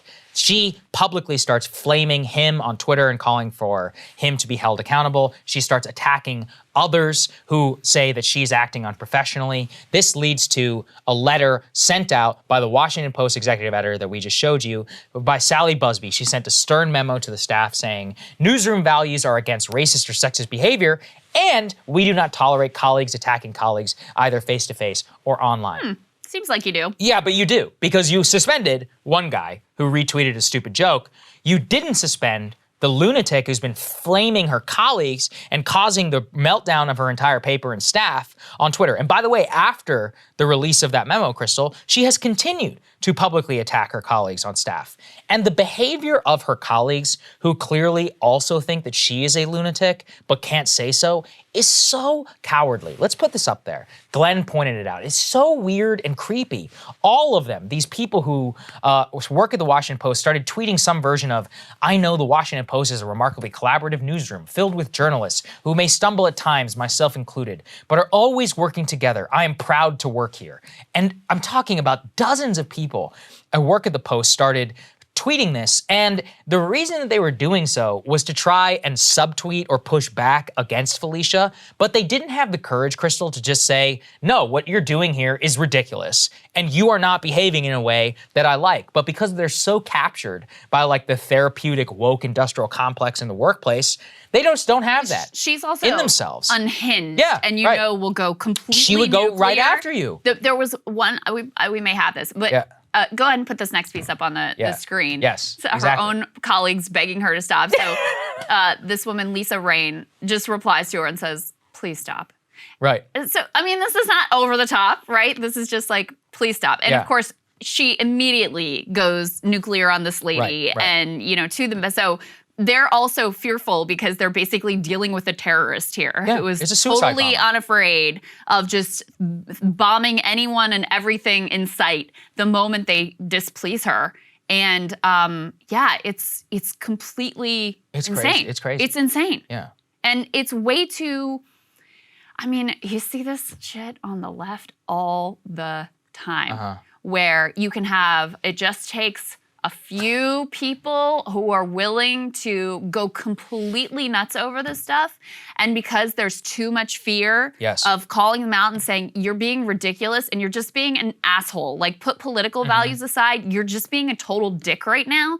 People are too afraid to do that. And so these people gain the upper hand and they end up controlling the organization. They do control it. Look at this. You guys remember Breonna Muir, the person who was mistakenly referred to months ago as Breonna Taylor, and she complained about how it makes it very hard for her to do her job when somebody misspelled her name 3 months ago. She says, does our social media company policy not apply to Lisa Rain for telling Felicia Somnes to stop on Twitter? In all honesty, her comment doesn't really sound collegial to me. She's blasting this out to the entire her newsroom. comment was about as collegial as it gets in this circumstance, in my opinion. Yeah, she even said, please. Please stop. And then there's another one. This one is my personal favorite. This guy who works over there, he's 22 years old. Let's put this up there on the screen. Holden Foreman, he's a software engineer and works at the Washington Post. He says that he scrolled through more than 4,800 likes and he identified 4 Washington Post reporters who were in agreement with the sentiments of the woman who said, please stop. And then he identified that they were all white men. So he says, well, why is it exactly that these white men are the ones who are liking this tweet? Do they agree with the policy of harassment? And look, just to give you guys an idea of who these people are, and I'm not picking on this dude, I'm just giving you the facts. He's 22, he just graduated from Stanford, he works at the Washington Post, pronouns in bio, of course. This is an op-ed that he wrote back in 2021 while he was working there, so not that long ago, where he said that the Stanford dining hall system did not work with his disordered eating. I have a lot of sympathy for people who struggle with disordered eating, but the crux of his complaint, Krystal, was that he has an undiagnosed disorder where he feels uncomfortable eating the amount of food that he should have on his plate while he's at a buffet, and thus he wants the university to actually determine and place the amount of food that he needs on his plate without him having to make the choice of putting the amount of food that he needs on his plate. And it's also not diagnosed. And that's what he wants the university to effectively ration food at the buffet at Stanford.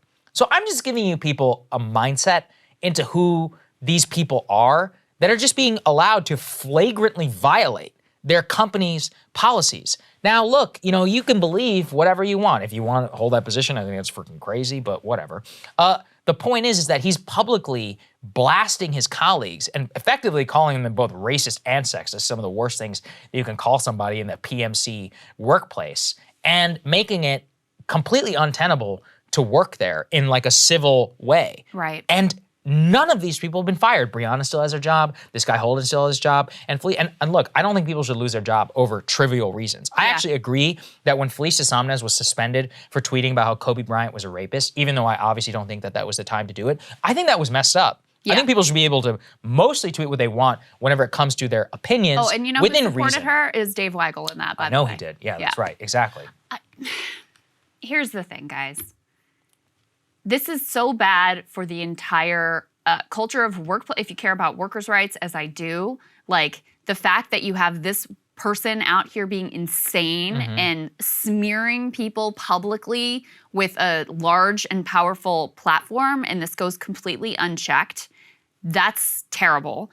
And the bottom line is, as you were saying, Saagar, the reason this is allowed to persist is because people are so afraid of getting on the wrong side of a woke cultural issue. Yes, that's right. They live in terror of that. Yeah. And so you allow the most unhinged person to control the atmosphere of your workplace. I mean, the HR department at Washington Post just did the bidding of Felicia Somnez, the most unhinged person you go to her Twitter timeline. Yeah. I mean, it's nuts. Relentless. Oh, she calls me scum, by the way, just so people know. I mean, I don't even understand how this lady has time to post all that she posts. I'm serious. Like, touch grass, for real, for real. So you allow that person to control what you're doing over at Washington Post HR. That is cowardice. It's just cowardice because they don't want to be the one who's getting flamed by her and called sexist or whatever she's going to ultimately throw at you. So that's ultimately what it comes down to is it got to be people have got to stop being so terrified of getting on the wrong side, of being called not woke enough or whatever, because whether it's at a media organization, whether it's at a company, whether it's a political project, more often than not, and we have seen so many examples of this on the left. That whole story Ryan Grimm did of the the Montgomery County City Council or something like that. I mean, it just takes one person who is willing to blow the whole project up because of their own feelings or their own posturing, their own virtue signaling, their own branding effort, and everybody around them being too cowardly to call them out to destroy everything good. I do think that this is just like a CIA, this whole like cult is a CIA psyop to destroy the left. I really am convinced at this point. I went ahead, I put this out there. I've decided I'm actually pro Felicia at this point because what I realized is that she's just taking all of the cowardice language in the workplace to its logical conclusion. She's like, you said, believe all women, support all women at any cost, and we stand up to sexism, all this. She's just playing it out and showing you that when you don't have clear hierarchy and real decisions, which aren't based in trying to make people feel good all the time, this is the stuff that proliferates. I think it's nuts. Just look, we have policies. You violated the policy. You're fired. It's simple. And look, as long as it's not used in a punitive way where she's speaking out against something what I would consider, and I think most people would consider real, then it's fine. She's suing her own bosses and lost, by the way, asking for $2 million. You think that doesn't play some part in this? I think it's crazy that also all the people at the Post who are too afraid, like the fact that they thought it was some win that their editor had to be like, we are reiterating the policy. You don't need to reiterate. The policy is the policy. Actually implement the policy. Implement the policy. Yeah. She's still employed, by the way, and Weigel for retweeting that stupid joke. Which he immediately deleted and apologized for. The guy's going without a paycheck for a month. Ask yourself, could you go a whole month without pay? How many people in this country? I'm not saying it's a sob story. Yeah, he's like probably upper middle class journalist. I don't think anybody should have to go through that for something like this. And he's personally gone after us. That's what we're trying to tell you. We don't care. Felicia retweeted a tweet calling me absolute scum. You know what? Unlike her, I'm not going to be, you've incited violence against it. I don't care. I have a show here. I can talk to you all about it. That's my point. Color, how could you, Felicia? Enough. I don't want to point all this stuff. It's fine.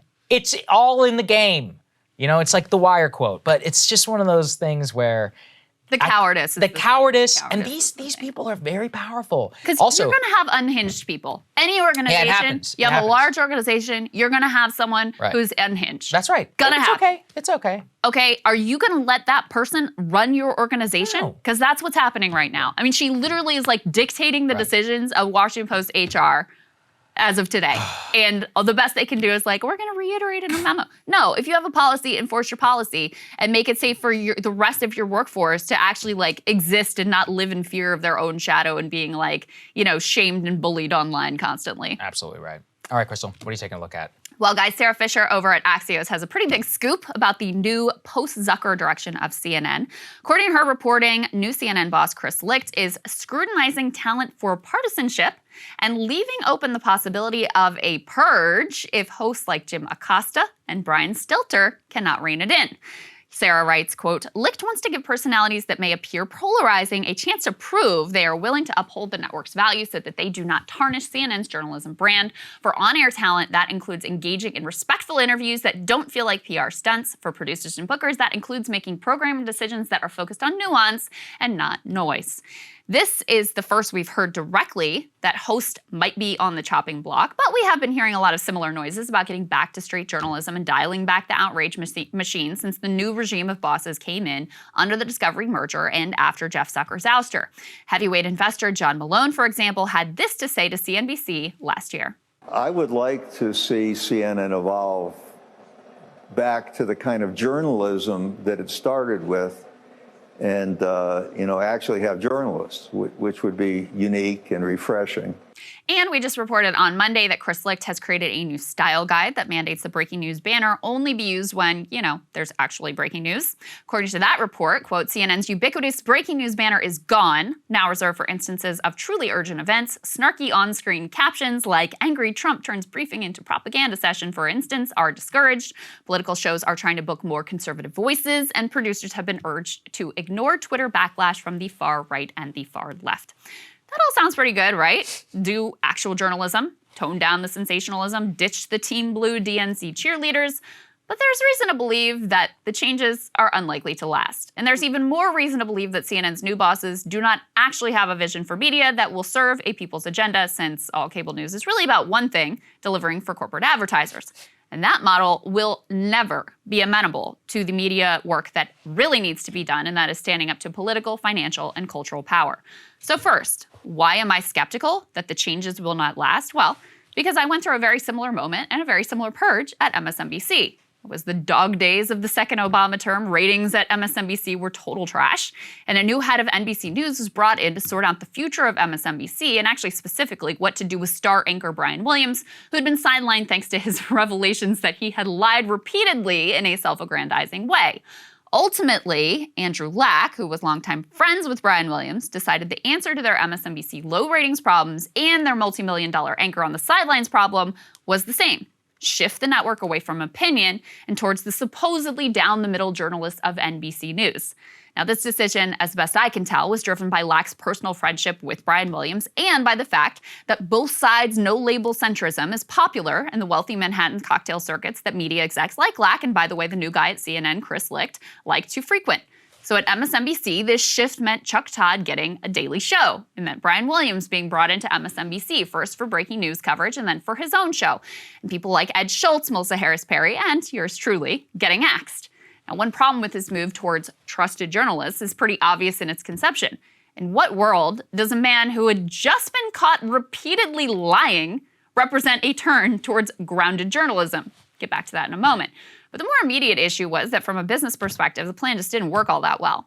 Now, you'll be shocked to learn that more Chuck Todd was not, in fact, the network savior that media execs thought. Instead, what saved MSNBC, like CNN, was Trump. And in the Trump era, the more opinionated the hosts, the more willing they were to go down the Russiagate rabbit hole, the higher the ratings. And so even though Lack and co.'s personal preference was a milquetoast, corporate-centered, aligned centrism, the sort of fare that is still dishonest, but in a way that's comfortable for corporate advertisers, the ratings of the most committed Russiagaters could not be denied. And so you ended up with a very similar formula at MSNBC as you ended up with at CNN. Opinionated anti-Trump coverage, but of the type that centered on lots of pearl clutching over his personal affect rather than focusing on his corruption or failed promises to the working class. That squared the circle of rating well with Dem partisans, but also being non-threatening to advertisers and to the Democratic elites who had their own hands dirty with corruption and failed promises to the working class as well. So, as I'm watching Chris Licht go through exactly the same cycle as Andrew Lack before him, you can see where all this is heading. CNN ratings will remain low until Trump returns, and then CNN will find it irresistible to go back to the formula that was financially successful for both CNN and MSNBC in the previous Trump era. By the way, I have no problem with Trump outrage per se. There are a million ways that he is a true outrage. My problem is with an outrage that is either surface level based on his boorishness, or that is based on lies like Russiagate, or that manages to criticize him from the right for the few good things he actually does, like negotiating with hostile regimes or imposing tariffs on China. And that gets to the bigger problem here. The issue with CNN isn't really about personalities, even people who are really annoying like Brian Stelter and Jim Acosta. And the problem is not the network being opinionated. The real problem is an entire cable news structure that will always, first and foremost, serve capital. Why?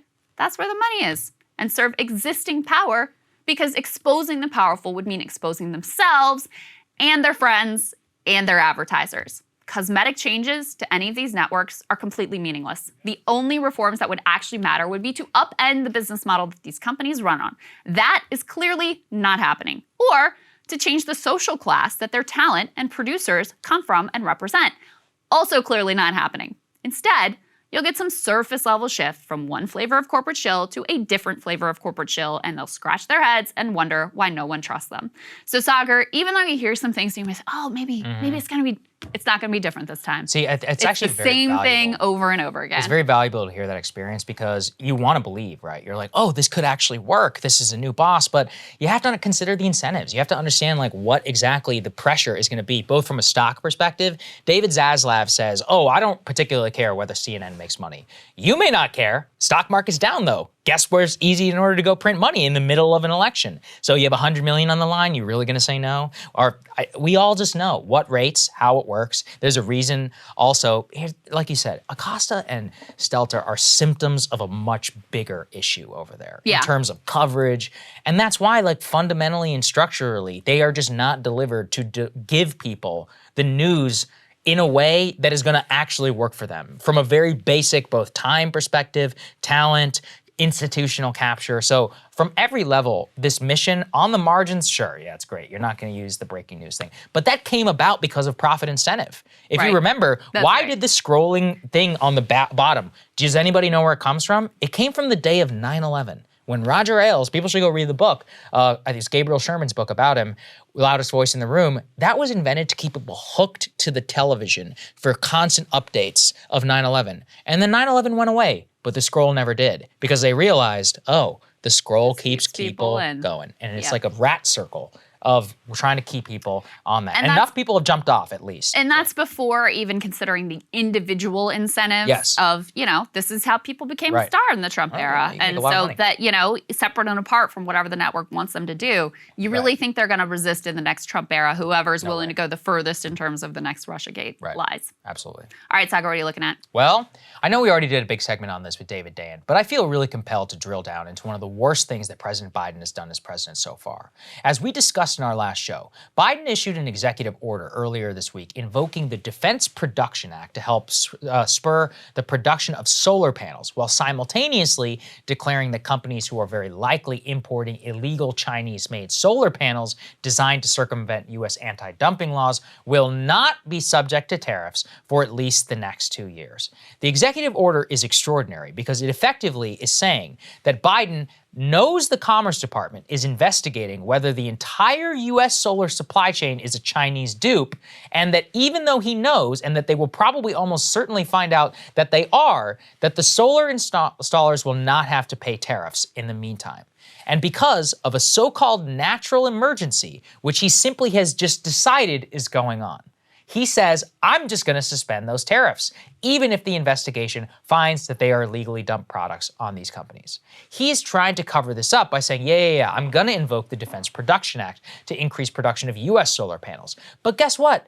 The entire reason that US solar manufacturing asked the Commerce Department to investigate this, as is their right under US law, is because they're being undercut by these Chinese transshippers via Southeast Asia. The CCP is deliberately subsidizing the cost of these panels to destroy any foreign, read American, competition. So even if you spur US industry, nobody is gonna buy it as long as the Chinese panels are cheaper. The Chinese are much smarter than us. They see clearly. The neoliberal establishment in this country is literally brain dead. They have themselves committed, as we see in California, New York, and others, to fake green energy targets no matter the cost. They have decided, for idiotic ideological reasons, nuclear power is out of the question. So they only have two options, wind and solar. They're going all in on both, despite the fact that the solar panels manufactured in Asia produce filthy byproducts. They need dirty coal in order to make them, and slave labor is almost certainly involved somewhere in the supply chain.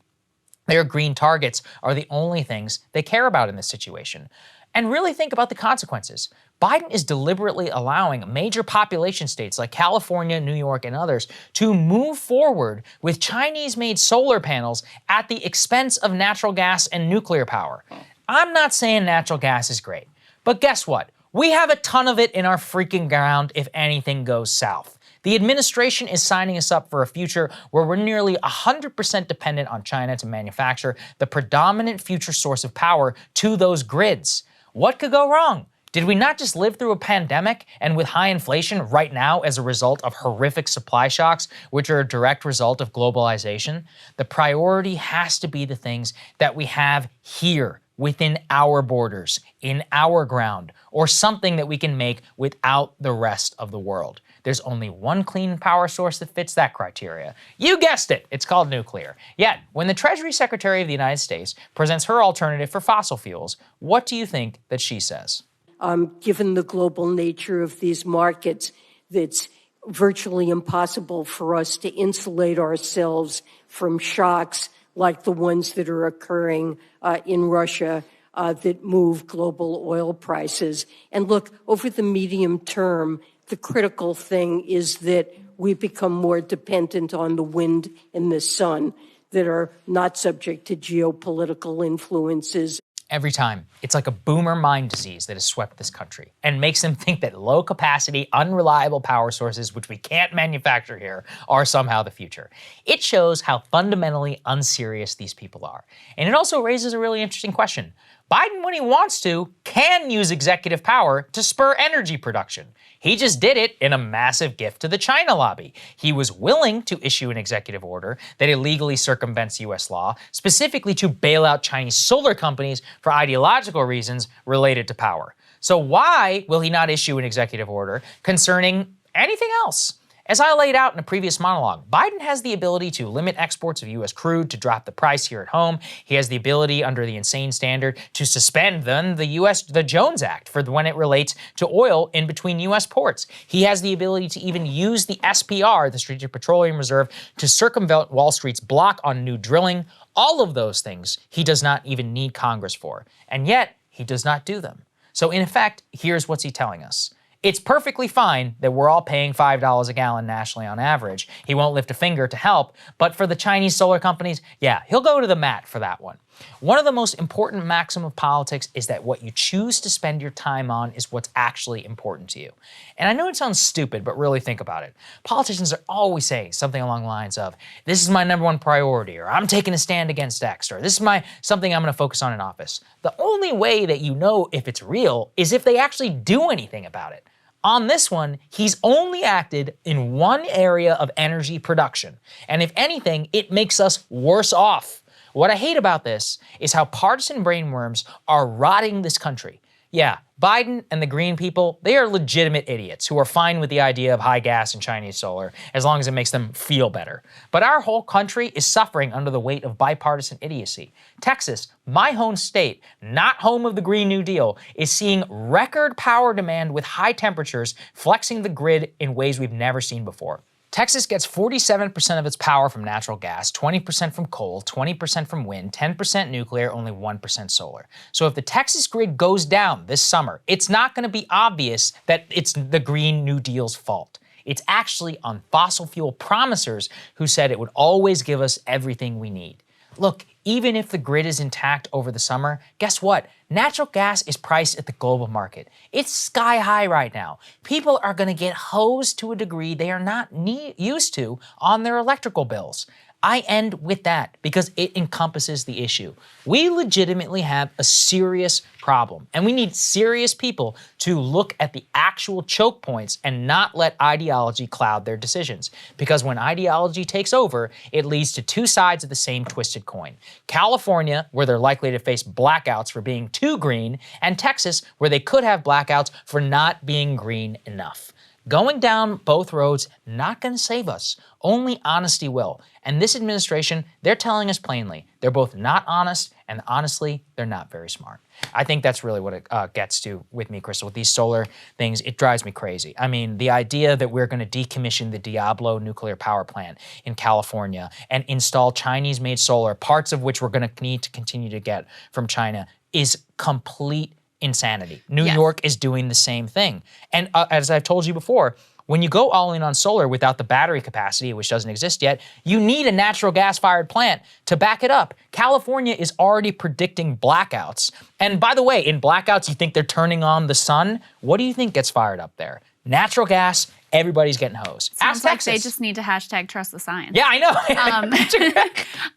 Well, the thing with these panels, too, that I think it's important, people, I really want to underscore that you mentioned in your monologue, is that these solar panels are produced in a very dirty way. Filthy. So the problem with the, when you talk about the green ideology is that it does not even account for that, like the fact that the production of these panels themselves happening in China is extremely dirty, that when, the panels and the wind is not sufficient, that you also have to turn to fossil fuel. And so you end up with a rigid ideological position that doesn't even move us forward in the way it needs to on the climate crisis. And the Biden example is really interesting because, mostly this administration has been very tepid and very tentative about doing anything that would push the bounds of what their legal limits are, especially when it comes to executive action. Exactly. I don't know, we got to check with our lawyers. I'm not sure we can do that. We may not have the power. Right. And then on this thing, which actually appears to probably be illegal, they're just like, we'll get it done, no problem. It's shocking. And on the other side of the equation, the part that I actually really do support, using the Defense Production Act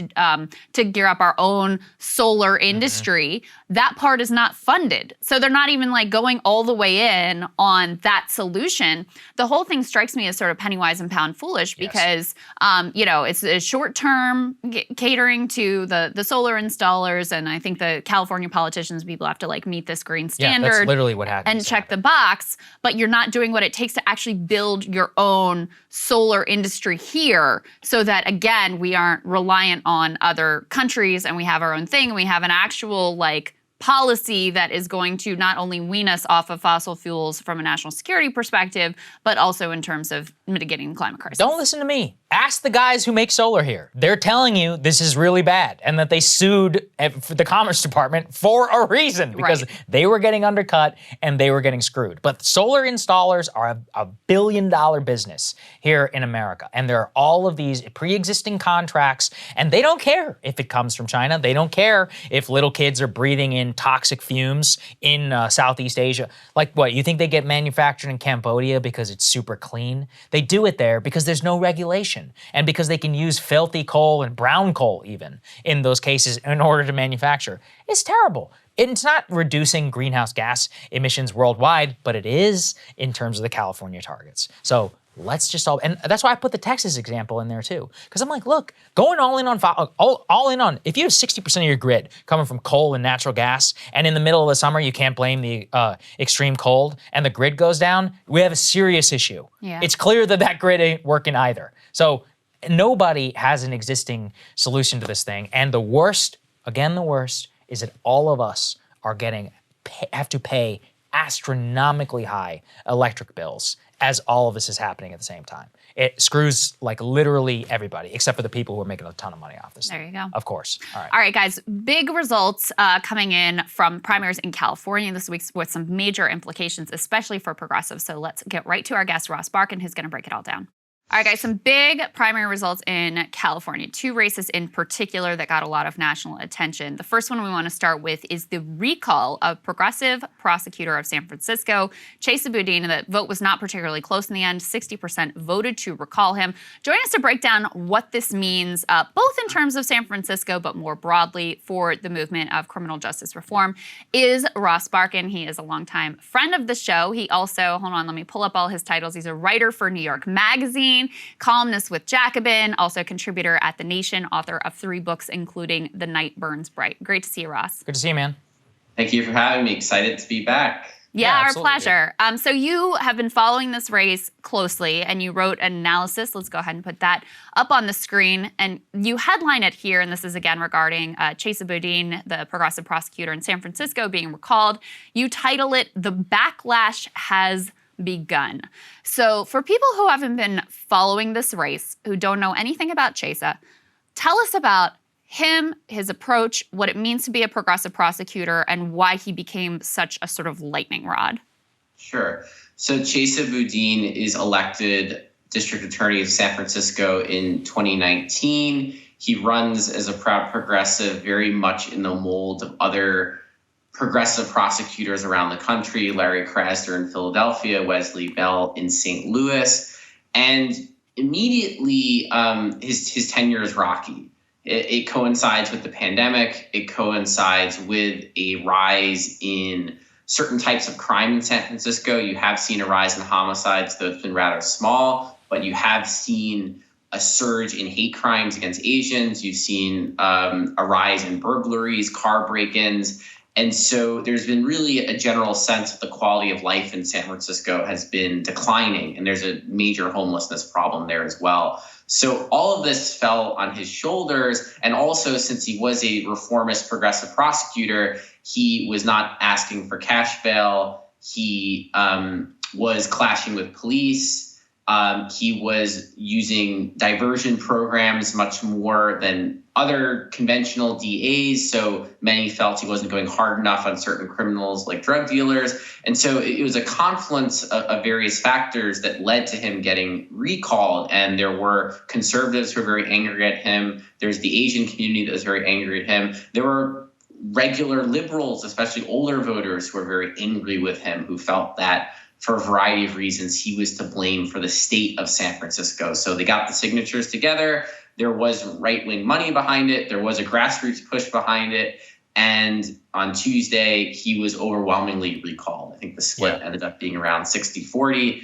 And now London Breed, who's the mayor, she will appoint his replacement as DA. And just for the viewers out there, San Francisco DA, it's a storied place. Kamala Harris was once the DA of San Francisco. So certainly it can be a launching pad for other things. Place to watch. Yeah, I think Gavin Newsom too, if I'm not mistaken. He's the mayor, He was the mayor. That's right. So you know, the true Dianne trusted Feinstein team was the mayor too. There you go. Great history. I mean, I think it's really interesting, Ross. And you know, so I read your piece. I know you talked a little bit to Chesa, but there seems to be quite a bit of cope on his part, which I'd love for you to guide into. I mean, he tries to say like, oh, crime is down except for murder, which is up, like 37% while he's over there. And I just got the general sense, and full disclosure, I literally know some of the people who funded this thing, David Sachs and others. I am not, I am not uncolored by my own personal biases. My own sister had to leave San Francisco because crime was so bad. So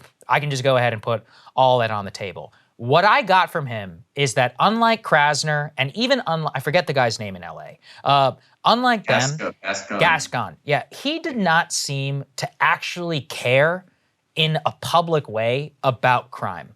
And that seemed to be the real nail in his coffin. There were all those stories that came out of he would meet with an Asian family and say he was promised he was going to do something about their murder, and then he would drop the charges. He would say that he wouldn't want to charge drug dealers because many of them were illegal immigrants and he would prefer that they don't get deported. These are all things that he said on record. So am I wrong in saying that dispositionally and almost as a politician, he just seems far worse than Krasner and Gascon, even if they all may even have the same policy? No, I would agree with that. And in my long piece on Boudin, I noted that he's not in any way, was not a natural politician. He was someone who did not come out of the typical political ranks of San Francisco, which is a place, as we said before, is kind of a remarkable launching pad for national politics, whether it's Pelosi, Kamala Harris, Gavin Newsom. It is a place where talent is manufactured. He was not a natural politician, and at times he was tone deaf. And he was not good at building alliances with communities. He was not good at building alliances with the Democratic establishment, though he had endorsements. The reality was the Democratic establishment was not eager to defend him, particularly the mayor, London Breed, who did not support the recall, but also was not against the recall. And that was very key. So I would agree that unlike Krasner, Boudin was not an adept politician. I would also add the quirk of the recall makes it hard because he had no opponent. Krasner was able to defeat a primary opponent. Typically, that's what happens. It's a referendum on the person, but there's another person running. Gavin Newsom gets recalled. Here's Larry Elder. You can point to Elder and say, I'm better. Boudin had no one to point to. I think that recall environment makes it very hard. But yes, he was not a natural politician, and he's not a natural alliance builder. I think that was very clear. Yeah. Ross, can you talk about the backlash in the Asian American community, specifically in the Chinese community, against Boudin? Because now that community, they were very instrumental in a couple of school board recalls that were also, significant in San Francisco, and a core part of the sort of grassroots backlash against Boudin, which I think was very real. Where did that come from? And broadening out from San Francisco, what do you think that says about, I even hate saying the word Asian American community because it's such a broad and diverse group of people, but what do you think it says about the Democratic Party and their relationship with this constituency? It's definitely a warning to the Democratic Party that it's a constituency that can't be taken for granted. Majority of Asian American voters, and yes, it's a very broad category. You're talking about Chinese voters, Korean voters, Thai voters, and so on, vote Democrat. But right now, I think any politician running in an area with an Asian community who is a Democrat cannot sit back and say these people are automatically in my column. You see it in New York City, too, at the mayoral race in 2021. The Republican candidate tied Eric Adams in the heavily Chinese and Korean neighborhood of Flushing in Queens, which was usually never happens. The Democrat always wins, especially for mayor. So wherever you go, especially on the coasts, this is a big challenge for Democrats, particularly because crime is overall higher, not as high as it was historically, but it's not something you can say to the average voter who's maybe been mugged, who's been threatened in some way, knows someone who was killed. You can't go, well, it was worse in the 1990s. Many of them do not remember the 1990s, and so that doesn't mean anything to people. So I do think it's a big challenge for Democrats. It's a big challenge for the progressive wing, as well as the moderate wing. And I do think Democrats have to recalibrate in some way how they talk about crime, how they talk about policing, progressives in particular. It's a very tricky subject. It's very challenging, and it varies by city too. The crime picture in San Francisco, for example, is not the crime picture in Baltimore, right? Yeah. Homicides actually are not a big problem in San Francisco. For the size of its city, they're quite low, and they haven't risen by that much. But you have other types of crimes that have risen. So people do feel a sense of lack of safety, decline of quality of life. These things do matter, and I think they matter a lot in the immigrant Asian community, particularly the many people targeted for hate crimes. So I do think Democrats cannot take them for granted, and Republicans are making gains there, and that could continue. There's a rule that says it would not continue. I think we should stick on this point. It's very important, which is that, these people are not Republicans. Like, they just rejected any independent candidate. But as you're seeing in LA, a billionaire is very likely to be the next mayor of Los Angeles, built explicitly on the promise of cleaning up LA. Here now, Chesa Boudin gets, and it's not like London Breed is some Republican, but she framed herself here as a centrist. Why is it easier, seemingly to my eyes, that a London Breed and an Eric Adams can acknowledge the reality of crime to extraordinarily political success, but Chesa, Krasner, Gascon, and all others, they just seem to have a real issue just acknowledging that people can look around and be like, I do not feel safe in this city. Why do they have such a problem validating that concept? It just seems so insane to me. Yeah, well, I would first push back on a few points. Caruso is not a lock to be the next mayor of LA. He'll be in a runoff with Karen Bass, and that's going to be quite contentious. And it wouldn't shock me if Bass won in November. There's going to be a lot of time for that race to sort itself out. Fair enough. Eric Adams is an interesting one. Extraordinary political success. I don't know. His approval ratings are quite low right now, ironically because of the crime issue. In a sense, centrists, I'd say Democrats and Republicans alike, have sort of, this challenge where if you campaign on, let's say, a city being out of control, on I will solve the crime issue, if then you're in power and you don't, voters can turn on you. So you're starting to see that happen with Eric Adams in New York. For London Breed in San Francisco, it's her problem now. And a lot of the issues that festered were not Chesa Boudin's fault. They dated back a decade or more. Homelessness in particular, a huge, huge problem in San Francisco and LA. So that is one problem that I would say even the center or the right has. If it does come into power, voters are astute enough to go, well, you said you clean it up, now go clean it up. And then crime maybe doesn't fall right away. But yeah, I think to answer your question, it can be tricky for progressives who run on these reform platforms, who are saying we support rehabilitation versus locking people up in jail, and are very wary of falling back on sort of the 1980s and 1990s paradigm. Now, do you overcorrect for that? I think you can, because quality of life does matter. I think for socialists and leftist candidates too, I think it's a mistake to ignore quality of life concerns in general. It does matter if your city is dirty. It does matter if it's not, just a pleasant place to be, if garbage is piling up in the streets, even putting aside crime. So I do think the left shouldn't cede ground on those issues. And I think there are intelligent and nuanced ways to talk about crime where police do have to do their job and solve crimes. And it also doesn't make sense to give someone a life sentence for a drug offense or something like that. So there's a lot of nuance there. But if crime is rising, it can be very hard to even talk nuance, because I think whenever crime is up, the right gets that advantage because their solutions sound much better and they seem like they'll happen much more quickly. Yeah, they're very, here's what we're gonna be tough on these people. We're gonna clean it up. It's gonna happen. But I think that Eric Adams' point is a good one, that, he has done those things. He famously cleared out these homeless encampments and, what was kind of brutal way, but the results haven't followed. And so people are turning on him as well. In San Francisco, it also seems to me that there's a, obviously it's one of the most unequal places in the entire country. The only people who can afford to live there are basically like wealthy people and then, people who are experiencing homelessness, right? There's very little middle class left in the city. And so the type of progressivism that I think is embraced by some is, doesn't want to compromise on anything like building a lot more affordable housing that might compromise, their views of the Bay or infringe on their, on their property or change their property values.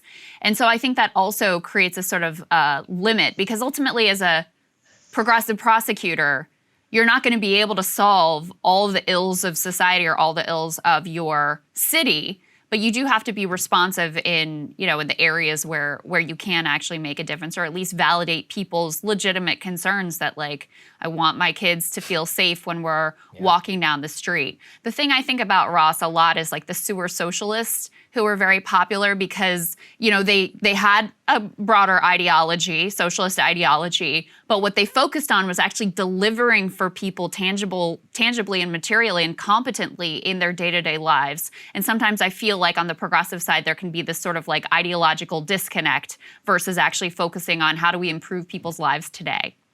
Yeah, I would agree. I think for DSA candidates who win office, constituent services remains very important. And that is such a big element of this. The sewer socialists are a great model. Milwaukee was run by socialists for 50 or 60 years. You brought up San Francisco and the vanishing middle class. You know, I wrote it in my first long New York Magazine piece about this race. That can't be separated, I think, from the outcome of the Boudin recall. Larry Krasner won re-election fairly decisively, in part because he ran up pretty big margins in the Black community of Philadelphia. Now, of course, Black voters are also concerned about crime and do care about quality of life issues, but it's notable that San Francisco's Black population is almost non-existent at this point. There really is this massive gulf where, yes, you have extremely wealthy people, you have some middle-class people, and then you have a lot of very poor, basically homeless people, not even really working-class people anymore. So demographically, it's a city that's very different than some other cities, certainly like New York or Philadelphia, for example, where the electorate is a bit more complex. That, I think, class divide and also just the absence of a middle class can't be ignored. Now, a middle class could have voted to recall Boudin. I'm not saying like a working class Black population saves a tone-deaf DA. What I'm saying is with the Krasner case, you did see an example of that happening. And also to your other point, yes, a district attorney can't solve a lot of problems. A DA can't even really control a crime rate. I mean, there's no good evidence that that has ever been true. The police have to do their job. The police in San Francisco, from what I understand, I don't live there, I've studied it a little bit, are fairly inept. The NYPD gets a lot of flack, but the NYPD is decent at solving crimes, at not discharging their weapons. The San Francisco PD seems to be on some sort of like de facto or almost strike where literally they don't really patrol and seem to do their job. So the DA cannot control that either. And the housing picture in California in general is broken. You know, studying it made me appreciate, I think, the East Coast approach a bit more, because in New York, you can build. We do rezone things. You do have high rises. San Francisco building is incredibly restricted. That's true in LA as well. And when you have decades of no housing construction effectively, you get these tent cities. And I don't think it's progressive to have tent cities. I think the issue is progressives support them because then they feel like the people don't go anywhere else. But I do think there is a breaking point coming in California where a lot of people are saying we cannot have people on the streets like this, and let's find a solution. So Caruso actually ran on building a lot more shelter beds. So did Karen Bass. There is going to have to be some change at some point in the California housing picture because it is profoundly broken. That's the fault of Democrats. It's the fault of moderate Democrats. It's the fault of progressive Democrats. It's the fault of Republicans, too. Remember, Arnold Schwarzenegger is governor of the state. California has a Republican tradition. It's the fault of the entire political class. I think everyone should come in for a drubbing when it comes to the California homelessness and housing situation. It really has festered for now decades, and we're seeing this breaking point coming now in the 2020s. Yeah. I appreciate your analysis very much, Ross. You know, as nuanced as I think we can get from the left, I encourage people to go and read your piece and to read as much as they can about this, because I do think that this is part of a bigger thing that's going to be happening across the country, as you even allude to in the piece. So thank you very much for joining us. We really appreciate it. Thanks, Ross. Great to see you. Thank you for having me. Absolutely, man. Thank you guys so much for watching. I'm sorry the show is going to be late today. We had a bunch of interviews here. Our schedule went long. It is what it is. I hope you guys will love us and forgive us. We didn't want to cut off our long gun debate. We had to get it all the way into it. We have to do it. I hope you enjoy that. We had to do it. It is what it is. It's okay. Please forgive us, everybody. We're really sorry. But we'll get it to you as soon as possible. So thank you all so much for supporting us. We really appreciate it. To people who are just watching this as a clip. And we will see you all next week. We've got great partner content for you all over the weekend. That's right. Love you guys. See you here next week.